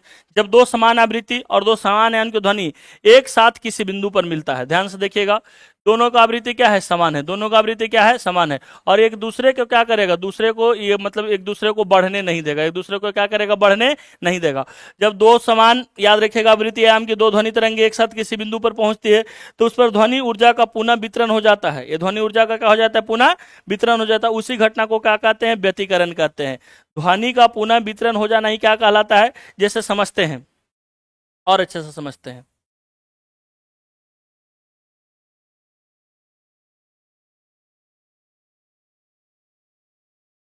अब यहाँ से तरंग का था, तरंग का मतलब आप समझ रहे थे कि आगे बढ़ने की प्रक्रिया को ही क्या कहते थे, तरंग कहते थे। और ऊपर नीचे की गति आगे, ये भी आगे बढ़ेगा, ये भी आगे बढ़ेगा, और दोनों जाके क्या हो जाएगा, एक साथ हो जाएगा, दोनों जाके उसकी फिर एक, दोनों तरंग क्या हो जाएगा, एक हो जाएगा। दोनों का आवृत्ति क्या है, समान है, दोनों का आवृत्ति क्या है, समान है, दोनों का आयाम भी क्या है, समान है। और यहाँ से दोनों क्या होगा, मतलब एक दूसरे के ऊपर क्या करेगा, ये ओवरलैप कर जाएगा, एक दूसरे के ऊपर क्या करेगा, ओवरलैप कर जाएगा। इसी प्रक्रिया को क्या कहते हैं, ध्वनि का व्यतिकरण कहते हैं। मतलब कि जब समान आवृत्ति आयाम की दो ध्वनि तरंग किसी एक बिंदु से गति करता है तो दोनों का क्या हो जाता है, दोनों मिलकर एक ही, मतलब कि एक ही तरंग से गति तय करता है। उसी को हम लोग क्या कहते हैं, उसी को हम लोग जो कहते हैं क्या कहते हैं, तो याद रखिएगा, व्यतिकरण कहते हैं। व्यतिकरण भी जो होता है कितने तरीके का होता है, दो तरीके का होता है। कौन कौन, संपोषी और, याद रखिए संपोषी ही ना है जी, हाँ संपोषी व्यतिकरण, अपग्रामी तरंग हाँ जाते हैं, हाँ संपोषी व्यतिकरण इसी को न कहा, ध्वनि का व्यतिकरण संपोषी, और एक और दिया है क्या, विनाशी होगा, हाँ सही बात, संपोषी और विनाशी।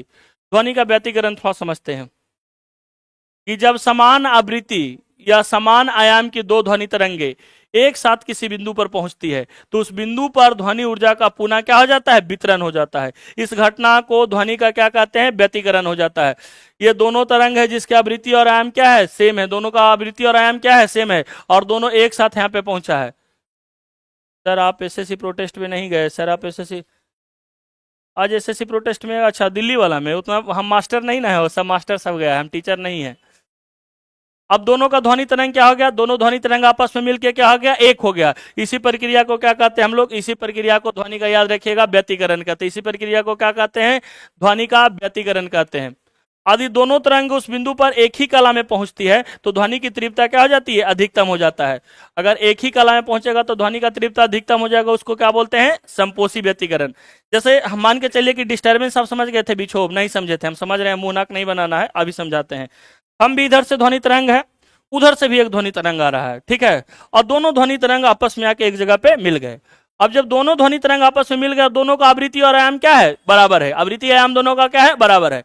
अब दोनों ध्वनि तरंग मिलके, अब वह दोनों ध्वनि तरंग एक तरंग के रूप में चलने लगेगा, एक तरंग के रूप में चलने लगेगा, और वहां पे ऊर्जा क्या हो जाएगी, उसकी महत्तम हो जाएगी। और कुछ तो इसमें नहीं है कि जब दोनों दो ध्वनि स्रोत हो और दोनों ध्वनि तरंग जो है मिलकर एक ध्वनि तरंग में चलने लगता है तो उसका ऊर्जा क्या हो जाता है, महत्तम हो जाता है। वही चीज तो कह रहा है कि, वही चीज यहां भी समझाना है कि जब समान आवृत्ति आयाम की दो ध्वनि तरंगे एक साथ किसी बिंदु पर पहुंचती है, उधर से वो भी आ रहा है ध्वनि तरंग, हम भी इधर से ध्वनि तरंग है, और हम दोनों एक बिंदु पर पहुंच गए और दोनों का ध्वनि तरंग मिलके क्या हो गया, एक हो गया। ध्यान रखिएगा। तो वहां पे ध्वनि का क्या हो जाता है, अब जैसे मेरा ऊर्जा कुछ और था, मान लेते हैं कि हम तरंग ए हैं और वो तरंग बी है, दोनों का एक चीज और यहीं पे बोर्ड पे ही समझाते हैं इसको। जैसे इसको हम तरंग ए मान लेते हैं, इसको तरंग ए मान लेते हैं और इसको तरंग बी मान लेते हैं, और दोनों का ऊर्जा क्या है, अलग अलग है। दोनों का ऊर्जा क्या है, अलग अलग है, लेकिन इसकी आवृत्ति याद रखिएगा, इसकी आवृत्ति और आयाम क्या है, आवृत्ति और आयाम दोनों का क्या है, बराबर है। आवृत्ति और आयाम बराबर है। अब दोनों ए और बी दोनों एक जगह पे मिलेगा और दोनों मिलकर क्या होगा, दोनों मिलकर एक ही तरंग के साथ आगे बढ़ने लगेगा, और जहां पे दोनों मिलकर एक हो जाएगा वहां का ऊर्जा का पुनः क्या होगा, वितरण, मतलब कि इसका ऊर्जा अलग, इसका ऊर्जा अलग, लेकिन दोनों अलग, दोनों मिलकर फिर उसका वहां पे ऊर्जा क्या हो जाएगा, उसका ऊर्जा अलग हो जाएगा, मतलब ऊर्जा का पुनः क्या हो जाएगा, वितरण हो जाएगा। इसी प्रक्रिया को क्या कहते हैं, ध्वनि का व्यतिकरण कहते हैं। इसी प्रक्रिया को क्या कहते हैं, ध्वनि का व्यतिकरण कहते हैं। ध्यान रखिएगा, आते हैं आगे। ध्वनि तरंग एक बिंदु पुनः वितरण हो जाता है, इस घटना को ध्वनि का व्यतिकरण कहते हैं। अगर कला में कोई परिवर्तन, याद रखिएगा, दोनों तरंगे उस बिंदु पर एक ही कला में पहुंचती है तो ध्वनि की तीव्रता क्या हो जाती है, ध्वनि की तीव्रता अधिकतम हो जाती है, उसको क्या बोलते हैं, संपोषी व्यतिकरण। यदि दोनों तरंगे विपरीत कला में पहुंचती है तो वहां पे तीव्रता क्या हो जाता है, हम भी इधर से तेजी से जा रहे थे, वो भी तेजी से आ रहा था, दोनों तरंग अगर एक ही कला में पहुंचे तो तीव्रता क्या हो गया, अधिकतम, और जब तीव्रता अधिकतम हो गया तो व्यतिकरण कैसा हो जाएगा, संपोषी, और जब दोनों अलग अलग गए तो तीव्रता क्या हो जाएगा, कम हो जाएगा, उसको क्या बोलते हैं, विनाशी व्यतिकरण कहते हैं। ध्यान रखिएगा। व्यतिकरण समझ में थोड़ा कम आया होगा, हम समझ रहे हैं, एक बार फिर से समझा देते हैं कि ए और बी दोनों अपने अपने ऊर्जा से आगे बढ़ रहा है, दोनों का तीव्रता और आयाम क्या है, सेम है, एक जगह दोनों मिला और एक तरंग से दोनों, मतलब एक ही चाल से क्या हुआ, चलने लगा, जहां पे मिला वहां से पुनः ऊर्जा का क्या हो गया, बंटवारा हो गया। और अगर उस तरीके से मिलता है और एक ही फेज में पहुंचता है तो ध्वनि की तीव्रता वहां क्या होती है, अधिकतम। एक ही फेज का मतलब, कहने का मतलब कि दोनों अलग अलग फेज में जा रहा था, एक ही फेज में अगर गया तो उसका तीव्रता क्या हो जाएगा, अधिकतम, और तीव्रता अधिकतम होगा तो व्यतिकरण कैसा, संपोषी, और अलग अलग फेज में जाएगा तो तीव्रता क्या हो जाएगा, न्यूनतम, और कैसा व्यतिकरण हो जाएगा, तो याद रखिएगा कि व्यतिकरण जो हो जाएगा विनाशी हो जाएगा। किसी ध्वनि का, याद रखिएगा, ध्वनि का छोटे अवरोध से टकराकर वापस लौट जाने की प्रक्रिया को क्या कहते हैं, ध्वनि का विवर्तन कहते हैं। ध्वनि का तरंगदैर्घ्य 1 मीटर की कोटि का होता है, अतः इस कोटि का कोई अवरोध ध्वनि के मार्ग में आता है तो ध्वनि अवरोध के किनारे से मुड़कर आगे बढ़ जाता है, इस घटना को ध्वनि का विवर्तन कहते हैं। ध्वनि के विवर्तन पर आधारित उदाहरण आपको बताते हैं। जैसे कमरे में बैठा व्यक्ति अगर बात करता है और हम उसकी बात को सुन पाते हैं, लेकिन उसको हम देख नहीं पाते हैं। क्यों नहीं देख पाते हैं, क्योंकि ध्वनि का विवर्तन संभव है। ध्वनि का विवर्तन मतलब छोटे अवरोध से भी, अगर छोटा सा भी अवरोध है तो उससे भी क्या हो जाएगा, याद रखिएगा कि उस घटना को हम ध्वनि को विवर्तन कहेंगे, मतलब छोटे अवरोध से किनारे से मुड़कर हमको क्या देगा, सुनाई दे सकता है, लेकिन हम उस व्यक्ति को देख नहीं सकते। इस घटना को हम क्या कहते हैं, ध्वनि का विवर्तन कहते हैं। कहने का मतलब कि अगर ध्वनि के छोटे अवरोध से टकराकर किनारे से मुड़कर चले जाना, जैसे एक बंद कमरे में व्यक्ति है और उसके आवाज को हम सुन पाते हैं लेकिन उसको देख नहीं पाते हैं, इसकी घटना पर आधारित है, तो ध्वनि के विवर्तन पर ही आधारित है। अब तरंग बता देते हैं जरा, अब ग्रामी तरंग, उसके बाद आगे बढ़ते हैं। इसको समझिएगा, इसको आसानी से समझ जाइएगा कि क्या है।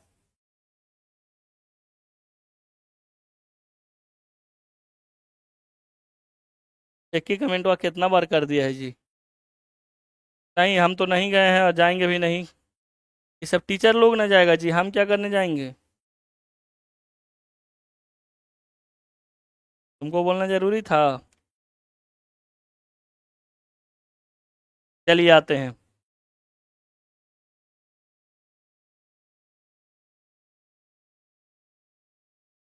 प्रगामी तरंग, इसको इंग्लिश में बोलते हैं प्रोग्रेसिव वेव।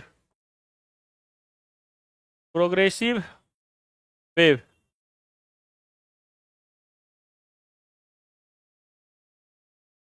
तरंग का क्या था, तरंग का उदाहरण क्या, तरंग कह रहे थे कि किसी में भी उत्पन्न विक्षोभ को या उत्पन्न डिस्टर्बेंस को क्या कहते थे, तरंग कहते थे। और तरंग का ये था कि वो अपने निश्चित गति से क्या था, आगे बढ़ता था। यहाँ देख रहे थे ना, प्रगामी तरंग किसको कहते हैं, तो प्रगामी तरंग या प्रोग्रेसिव जो निश्चित गति से आगे बढ़ते, तरंग जो निश्चित गति से आगे बढ़ता हो, तरंग जो निश्चित गति से आगे बढ़ता हो, निश्चित गति से आगे बढ़ता हो, उसको क्या बोलते हैं, आगे बढ़ता हो उसको प्रोग्रेसिव वेव या प्रगामी तरंग। और ये सभी तरंग, जितने भी तरंग है, क्योंकि आपको तरंग में हम बताए होंगे, याद होगा, सभी तरंग प्रगामी तरंग के ही उदाहरण है। सभी तरंग किसके उदाहरण है? तो प्रगामी तरंग के ही उदाहरण है। आपको हम प्रगामी तरंग में एक चीज बताए होंगे, या तरंग में एक चीज डिफिनेशन में आपको बताए होंगे। तरंग का डिफिनेशन क्या था बताइएगा। तरंग की अगर हम बात करते हैं तो आपको बताए थे कि जितने भी माध्यम होते हैं क्या होते हैं? परमाणुओं के बने होते हैं। जितने भी माध्यम होते हैं परमाणुओं के बने होते हैं। और जब किसी माध्यम में हम बाहर से बल आरोपित करते हैं तो उसमें एक विक्षोभ उत्पन्न होता है, और वह विक्षोभ निश्चित गति से क्या होता है? आगे बढ़ता है। उसी को हम क्या कहते हैं? तरंग कहते हैं।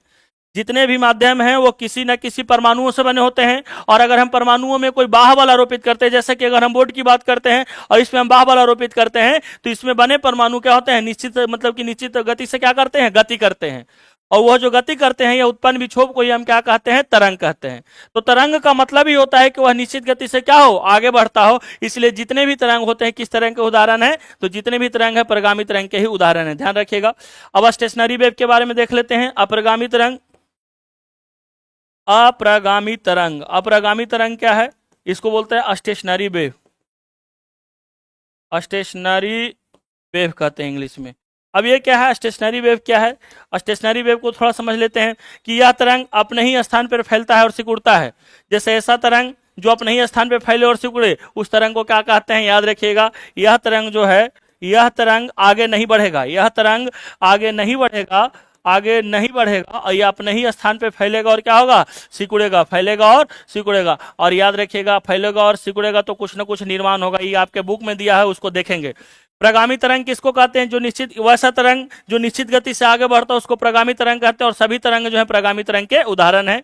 अप्रगामी तरंग, यह तरंग आगे नहीं बढ़ेगा बल्कि अपने ही जगह पे, और याद रखिएगा, फैलेगा और सिकुड़ेगा। वैसे तरंग को क्या बोलते हैं? अप्रगामी तरंग बोलते हैं। थोड़ा एक बार तरंग पे आते हैं, फिर समझाते हैं इसको। और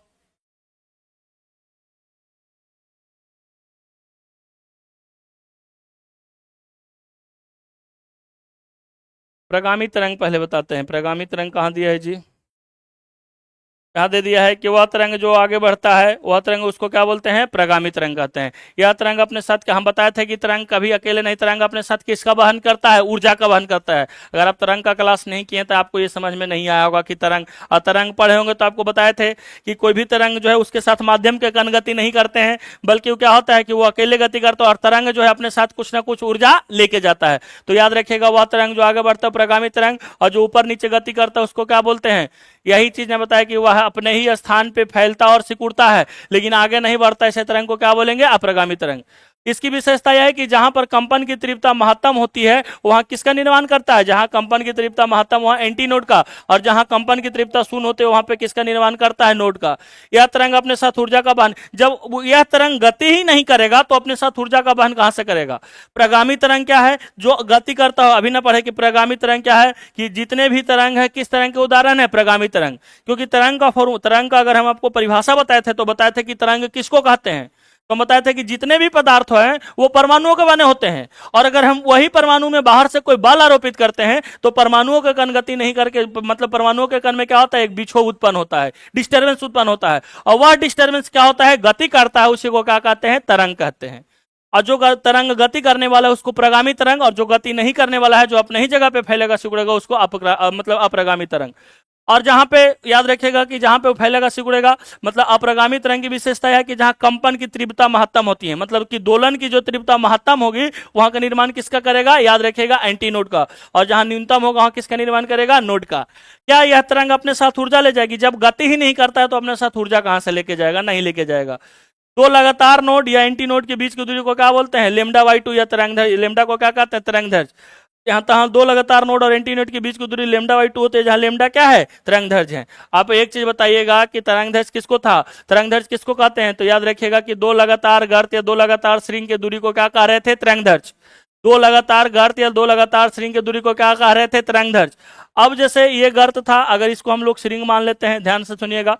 और आपको अनुप्रस्थ अनुदैर्घ्य में बताए थे कि जो अनुप्रस्थ तरंग था कैसे गति कर रहा था? लंबवत गति कर रहा था कि ऊपर नीचे की गति कर रहा था? लंबवत गति कर रहा था। मतलब कि अनुप्रस्थ तरंग में जो था किसका निर्माण हो रहा था? तो अनुप्रस्थ तरंग में क्या देखे थे हम लोग? किसका निर्माण हो रहा था? श्रृंग और गर्त का। तो इसका मतलब है कि जब ये तरंग गति नहीं करेगा तो ये अपने साथ ऊर्जा का वहन नहीं करेगा। जब ये तरंग गति नहीं करेगा तो अपने साथ ऊर्जा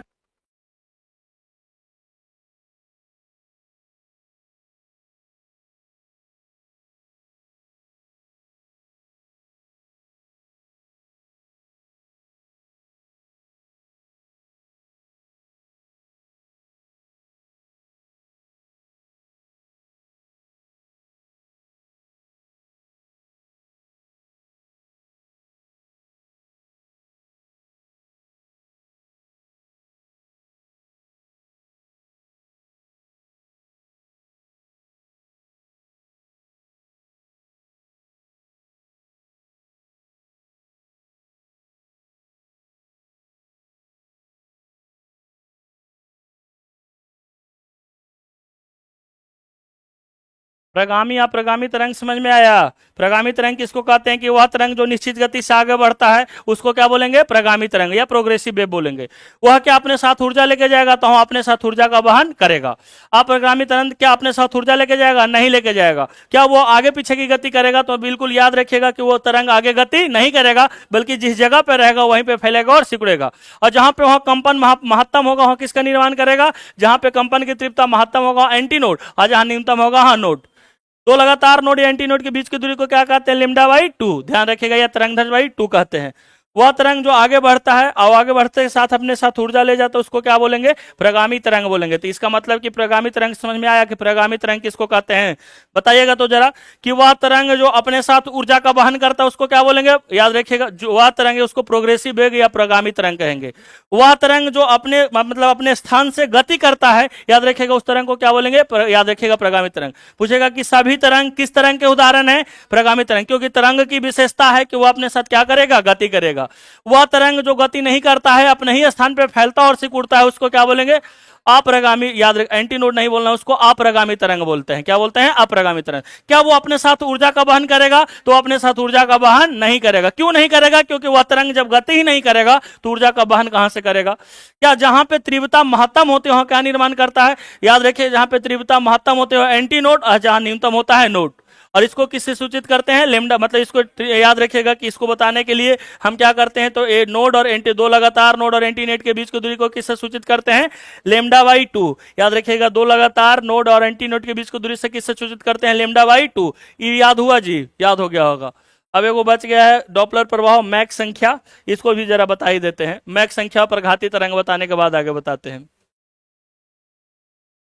एक बार और पूछ लेंगे, लूसेंट है क्या जी? हाँ जी, लूसेंट ही है जी।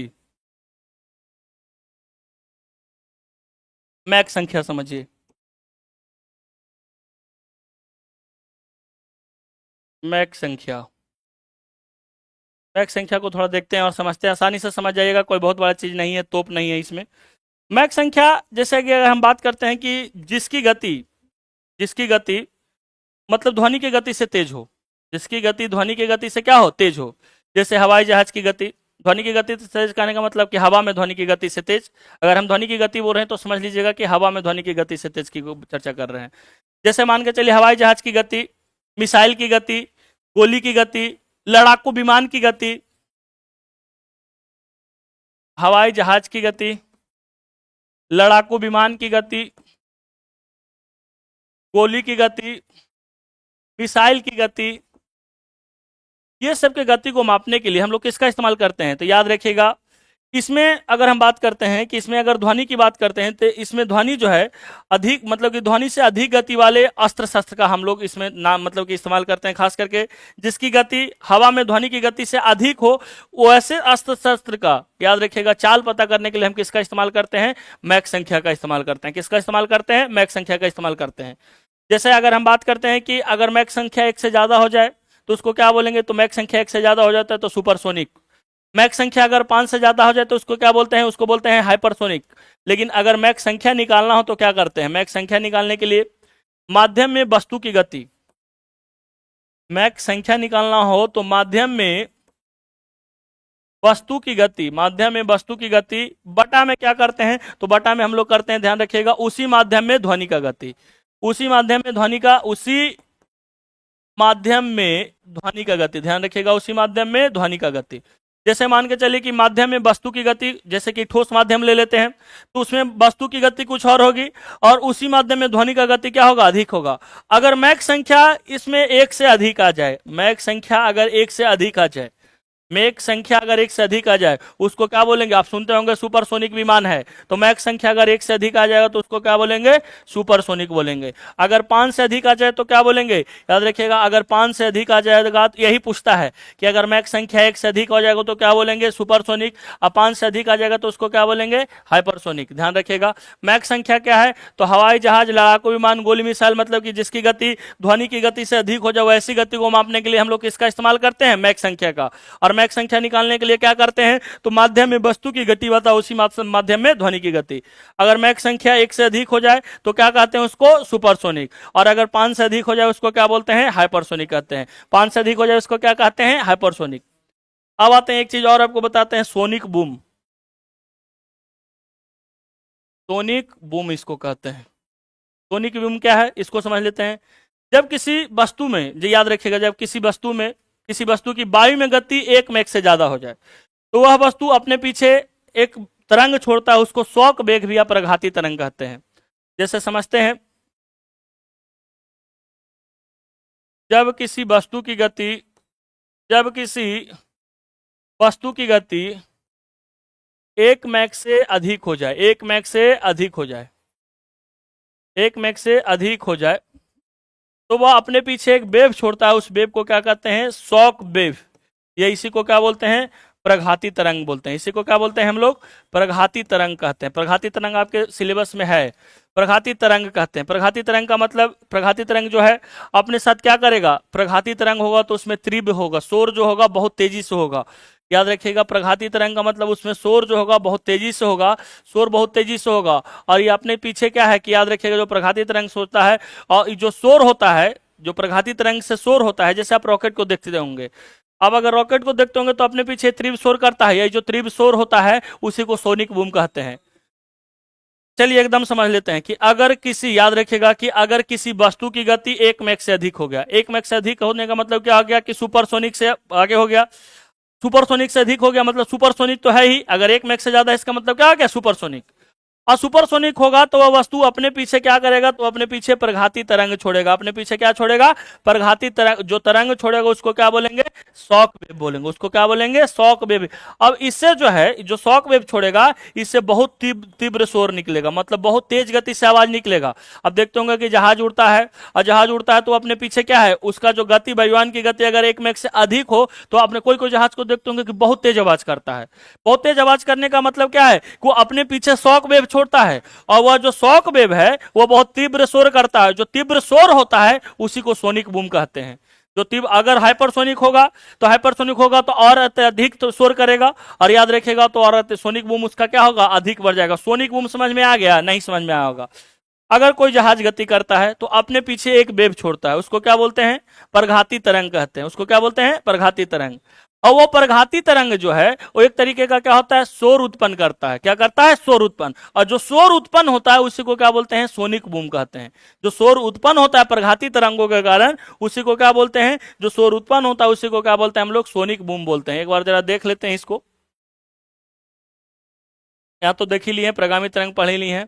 मैक संख्या सोनिक बूम कहाँ दिया था जी? इसके आगे है क्या? हाँ यहाँ है, प्रघाती तरंग। जब पिंड की चाल प्राध्वनिक हो जाए, प्राध्वनिक का मतलब 1 मैक से क्या हो गया? ज्यादा हो गया। प्राध्वनिक का मतलब क्या हो गया? 1 मैक से ज्यादा। तो अपने पीछे माध्यम में शंक्वाकार विक्षोभ, डिस्टर्बेंस, या क्या होता है? तरंग छोड़ती है। इसी विक्षोभ के संचरण को हम क्या बोलते हैं? प्रघाती तरंग। हमें यही ना बताए कि किसी वस्तु की गति अगर 1 मैक से ज्यादा हो जाए तो अपने पीछे एक तरंग छोड़ता है, उसको क्या बोलते हैं? शॉक वेग या प्रघाती तरंग। और वह जो वेव छोड़ता है वो बहुत अत्यधिक मतलब तेजी से आवाज करता है, शोर करता है, और उस शोर को हम क्या कहते हैं? सोनिक बूम कहते हैं। प्रघाती तरंग किसको कहते हैं? समझ में आ गया कि अगर कोई वस्तु जिसकी गति 1 मैक से अधिक हो, अगर कोई वस्तु जिसकी गति 1 मैक से अधिक हो, याद रखिएगा कि एक मैक मतलब कि उसकी गति 1 मैक से अधिक हो तो अपने पीछे क्या करेगा? वेव छोड़ेगा। अपने पीछे एक वेव छोड़ेगा, और उस वेव में क्या होगा? तो उस वेव को हम लोग प्रघाती तरंग कहते हैं। उस वेव में बहुत अत्यधिक शोर होता है, और उस शोर को हम क्या कहते हैं? सोनिक बूम कहते हैं। यहां तक कोई दिक्कत नहीं है। कौन कौन भाई लोग संडे को जंतर मंतर चल रहा है? आप जाइए भाई जी। हम लोग का भी देख लीजिएगा आप ही लोग। चलिए आगे आते हैं। अब जो मैक संख्या वाला एक बार जरा देख लेते हैं कि मैक संख्या क्या है। मैक संख्या किसी माध्यम में किसी पिंड की चाल, उसी माध्यम में ताप एवं दाब की उन्हीं परिस्थितियों में ध्वनि की चाल के अनुपात को उस वस्तु को उस माध्यम में मैक संख्या कहते हैं। कुछ कुछ नहीं, जिसमें ध्वनि का, जिस माध्यम में ध्वनि का चाल, जिस माध्यम में ध्वनि का चाल, अभी तुरंत बताएं कि मैक संख्या क्या होता है। यहाँ देखिए कि मैक संख्या जो इतना याद करने का आपको आवश्यकता ही नहीं पड़ेगा कि माध्यम में वस्तु की गति और उसी माध्यम में ध्वनि की गति, जिस माध्यम में वस्तु की गति उसी माध्यम में ध्वनि की गति को क्या कहते हैं? मैक संख्या। और मैक संख्या 1 से अधिक हो जाएगा तो सुपरसोनिक, और 5 से अधिक हो जाएगा तो क्या आ जाएगा? याद रखिएगा कि अगर 5 से अधिक हो जाएगा तो क्या आ जाएगा? तो याद रखिए, किसी माध्यम में किसी पिंड की चाल तथा उसी माध्यम में ताप एवं दाब की परिस्थिति, मतलब कि सिंपल सा बात है कि उसी माध्यम में ध्वनि का चाल, और उसी मतलब कि उसी माध्यम में क्या हो जाएगा? वस्तु का चाल। जिस माध्यम में ध्वनि का चाल उसी माध्यम, इधर देख लीजिए फिर से एक बार इसको दिखा देते हैं ये माध्यम में वस्तु की गति और उसी माध्यम में ध्वनि की गति को क्या कहते हैं? मैक संख्या। मैक संख्या 1 से अधिक हो जाएगा तो क्या हो जाएगा? सुपरसोनिक। और 5 से अधिक हो जाएगा तो याद रखिएगा, आई थिंक रॉकेट के पीछे का धुआं लाए, हाँ हाँ बिल्कुल, सोनिक बूम उसको कह सकते हैं, लेकिन वो आवाज नहीं करता है, तीव्र शोर उसमें होना चाहिए। मैक संख्या 1 से अधिक होगा तो 1 से अधिक होने को क्या कहते हैं? सुपरसोनिक। 1 से अगर कम होगा तो उसको बोलते हैं इंग्लिश में, 1 से कम होगा तो अध्वनिक, मतलब आवाज करेगा ही नहीं, अध्वनिक, कम कम आवाज करेगा। 5 से अधिक हो जाएगा उसको क्या बोलेंगे? हाइपरसोनिक। याद रखिएगा, अगर मैक संख्या 1 के बराबर हो जाएगा उसको क्या बोलेंगे? ध्वनिक। देखिए 3-4 केस है, 1 से कम हो गया मतलब आवाज नहीं करेगा, अध्वनिक। 1 के बराबर हो गया, ध्वनिक। 1 से अधिक हो गया, याद रखिएगा, सुपरसोनिक। 1 से अधिक हो गया उसको क्या बोलते हैं? सुपरसोनिक। इसका मतलब प्राध्वनिक होता है, याद रखिएगा, उसको क्या बोलते हैं? प्राध्वनिक। अच्छा एक चीज बताएगा कि अगर मैक संख्या अध्वनिक उसको बोलते हैं कि अतिध्वनिक कहेंगे जब 5 से अधिक हो जाएगा तब। हाइपरसोनिक, याद रखिएगा, 1 से अधिक हो गया तो उसको क्या बोलेंगे? सुपरसोनिक। और 5 से अधिक हो गया उसको क्या बोलेंगे? हाइपरसोनिक। परिघाती तरंग आपको बता चुके हैं, नीचे नहीं दिया है जी।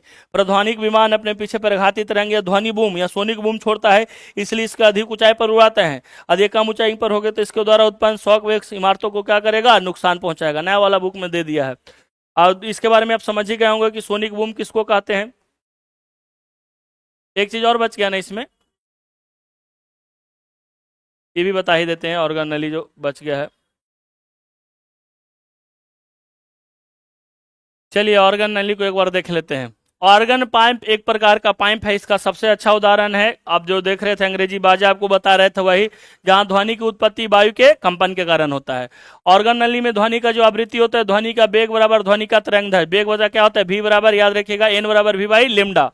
ऑर्गन नली 2 प्रकारों का होता है, खुला और बंद ऑर्गन पाइप। इसको याद रखिएगा, इसमें दोनों, खुला में क्या होगा? दोनों सिरे खुले रहते हैं और दोनों सिरे पर किसका निर्माण होता है? एंटीनोड का। बंद में होता है, एक सिरा बंद होता है और दूसरा सिरा खुला रहता है, और एक सिरा पर नोड तथा दूसरे सिरे पर क्या होता है? एंटीनोड। बंद सिरे पर किसका होता है? नोड का, और खुले सिरे पर एंटीनोड का।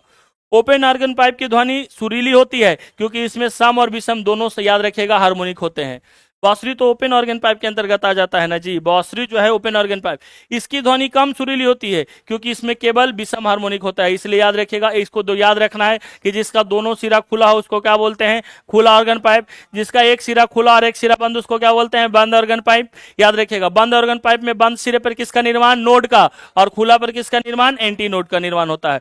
ओपन ऑर्गन पाइप की ध्वनि अधिक सुरीली होती है कि क्लोज ऑर्गन पाइप का? तो ओपन ऑर्गन पाइप का जो होता है, याद रखिएगा, अधिक सुरीली होता है। डॉपलर प्रभाव जरा देख लिया जाए, जब किसी ध्वनि स्रोत एवं उसके श्रोता के बीच अपेक्षित गति हो तो श्रोता को ध्वनि की आवृत्ति उसकी वास्तविक आवृत्ति से अलग सुनाई पड़ता है। इसी को क्या कहते हैं? डॉपलर प्रभाव कहते हैं। डॉपलर प्रभाव पर आधारित एक आध उदाहरण बताइए आप लोग। डॉपलर क्या हुआ? बिल्कुल, अगर आप कभी गए होंगे, और आप लोग तो हमको नहीं लगता है कि किए होंगे, कभी अगर पटरी में कान लगा के सुनिएगा ना, तो ट्रेन आने से पहले ही आपको सीटी को उसका आवाज कहते हैं, ट्रेन के सीटी का आवाज। ये सब किस पर आधारित है? तो डॉपलर प्रभाव पर ही आधारित है। क्या कहता है कि जब किसी ध्वनि स्रोत कौन है? ट्रेन एवं श्रोता के बीच की अपेक्षित गति, और अब ट्रेन भी उधर से आ रहा है और आप भी कुछ ना कुछ गति कर रहे हैं, तो श्रोता को ध्वनि की आवृत्ति उसकी वास्तविक आवृत्ति से क्या होती है? अलग सुनाई देती है। ये किस पर आधारित है? तो डॉपलर प्रभाव पर आधारित है। मैक संख्या आपको बता दिए कि मैक संख्या, याद रखिएगा, किसको कहते हैं? तो मैक संख्या ध्यान में रखने वाली बात है कि जिस माध्यम में, याद रखिएगा, कि जिस माध्यम में, याद रखिएगा, कि वस्तु की गति उसी माध्यम में ध्वनि की चाल। मैक संख्या 1 से अधिक होगा तो सुपरसोनिक, 5 से अधिक हो जाएगा तो हाइपरसोनिक। अगर याद रखिएगा मैक संख्या 1 से कम होगा तो अध्वनिक, याद रखिएगा, और 1 के बराबर हो जाएगा तो ध्वनिक। 1 के बराबर हो जाएगा तो ध्वनिक। तो याद रखिएगा ना, यहां तक तो कोई दिक्कत नहीं होना चाहिए। अच्छा, प्रगामी तरंग किसको कहते हैं? जो तरंग अपने साथ गति करता है उसको क्या बोलते हैं? जो तरंग गति करता है उसको प्रगामी तरंग, और अपने साथ क्या ले जाएगा? ऊर्जा ले जाएगा, जिसमें नोड और एंटी नोड का निर्माण हो जाएगा। कैसा निर्माण होगा? अप्रगामी तरंग, जो अपने ही जगह पे फैलेगा और सिकुड़ेगा। कैसा तरंग का उदाहरण है? अप्रगामी तरंग का उदाहरण है। किस तरंग का उदाहरण है? अप्रगामी तरंग। कोई दिक्कत नहीं ना है? प्रगामी तरंग और अप्रगामी तरंग में कोई समस्या नहीं ना होगा, समझ जाइएगा ना। बाकी इधर हम लोग देख ही चुके हैं कि अगर हम मैक संख्या के बारे में देख चुके हैं, मैक संख्या के बाद क्या पढ़े हम लोग? ग्रीन मफलर परियोजना किससे है? तो एकॉस्टिक। अनुनाद किसको कहते हैं? जहां वस्तु का बाह्यवर्त बल का आवर्त काल और वस्तु पर कंपन का आवर्त काल दोनों का क्या हो जाए? दोनों बराबर हो जाए, उस स्थिति में आयाम क्या हो जाएगा? महत्तम हो जाएगा। उस स्थिति में आयाम क्या हो जाएगा? महत्तम हो जाएगा। रिवेब्रेशन क्या है? ध्वनि स्रोत समाप्त होने के बाद भी ध्वनि का सुनाई देना ही क्या कहलाता है? अनुरणन कहलाता है। और इससे बचने के लिए क्या किया जाता है? ध्वनि अवशोषक पदार्थ लगाए जाते हैं। इको के बारे में देख, ध्वनि का अपवर्तन देखे थे कि जब एक माध्यम से दूसरे माध्यम में जाता है तो वो अपने वास्तविक पथ से क्या हो जाता है, मुड़ जाता है। और ऐसा इसलिए मुड़ जाता है क्योंकि हर एक माध्यम में ध्वनि का चाल क्या होता है, अलग अलग होता है। अनुरणन की बात करते हैं तो ध्वनि स्रोत समाप्त होने के बाद भी गूंज का कायम रहना है, क्या कहलाता है, अनुरणन कहलाता है। इको ध्वनि के किस घटना पर आधारित है, तो इको ध्वनि के प्रवर्तन घटना पर आधारित है। इको किस घटना पर आधारित है, तो ध्वनि के प्रवर्तन पर। और अनुरणन किस पर आधारित था, तो ध्वनि के बहुल प्रवर्तन पर था। ध्वनि के किस पर, तो ध्वनि के बहुल प्रवर्तन पर आधारित था। अच्छा बताइए कि ध्वनि का प्रवर्तन होने के लिए अवरोध का होना जरूरी है, अवरोध का होना जरूरी है और उसका क्षेत्रफल बड़ा होना चाहिए। और दूसरा क्या है कि अवरोध का समतल होना जरूरी है। याद रखिएगा, याद रखना है कि सॉरी, समतल होना जरूरी नहीं है। प्रकाश के अवरोध के लिए समतल होना जरूरी है, लेकिन ध्वनि के अवरोध के लिए समतल होना जरूरी नहीं है। ध्यान रखिएगा कि उसके लिए समतल होना जरूरी नहीं है। कोई दिक्कत नहीं ना है, यहाँ तक तो देख ही लिए। ध्वनि का लगता है काम खत्म हो गया है। ध्वनि से बनने वाला क्वेश्चन आंसर एक बार जल्दी जल्दी आप लोग कर लीजिएगा, ठीक है। अभी तुरंत करवा देना।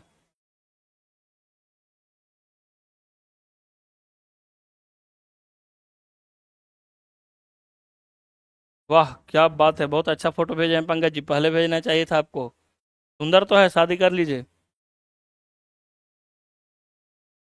गुरु जी, हाँ डर लगता है, हो क्या किया जाए, डरने का जमाना ही है।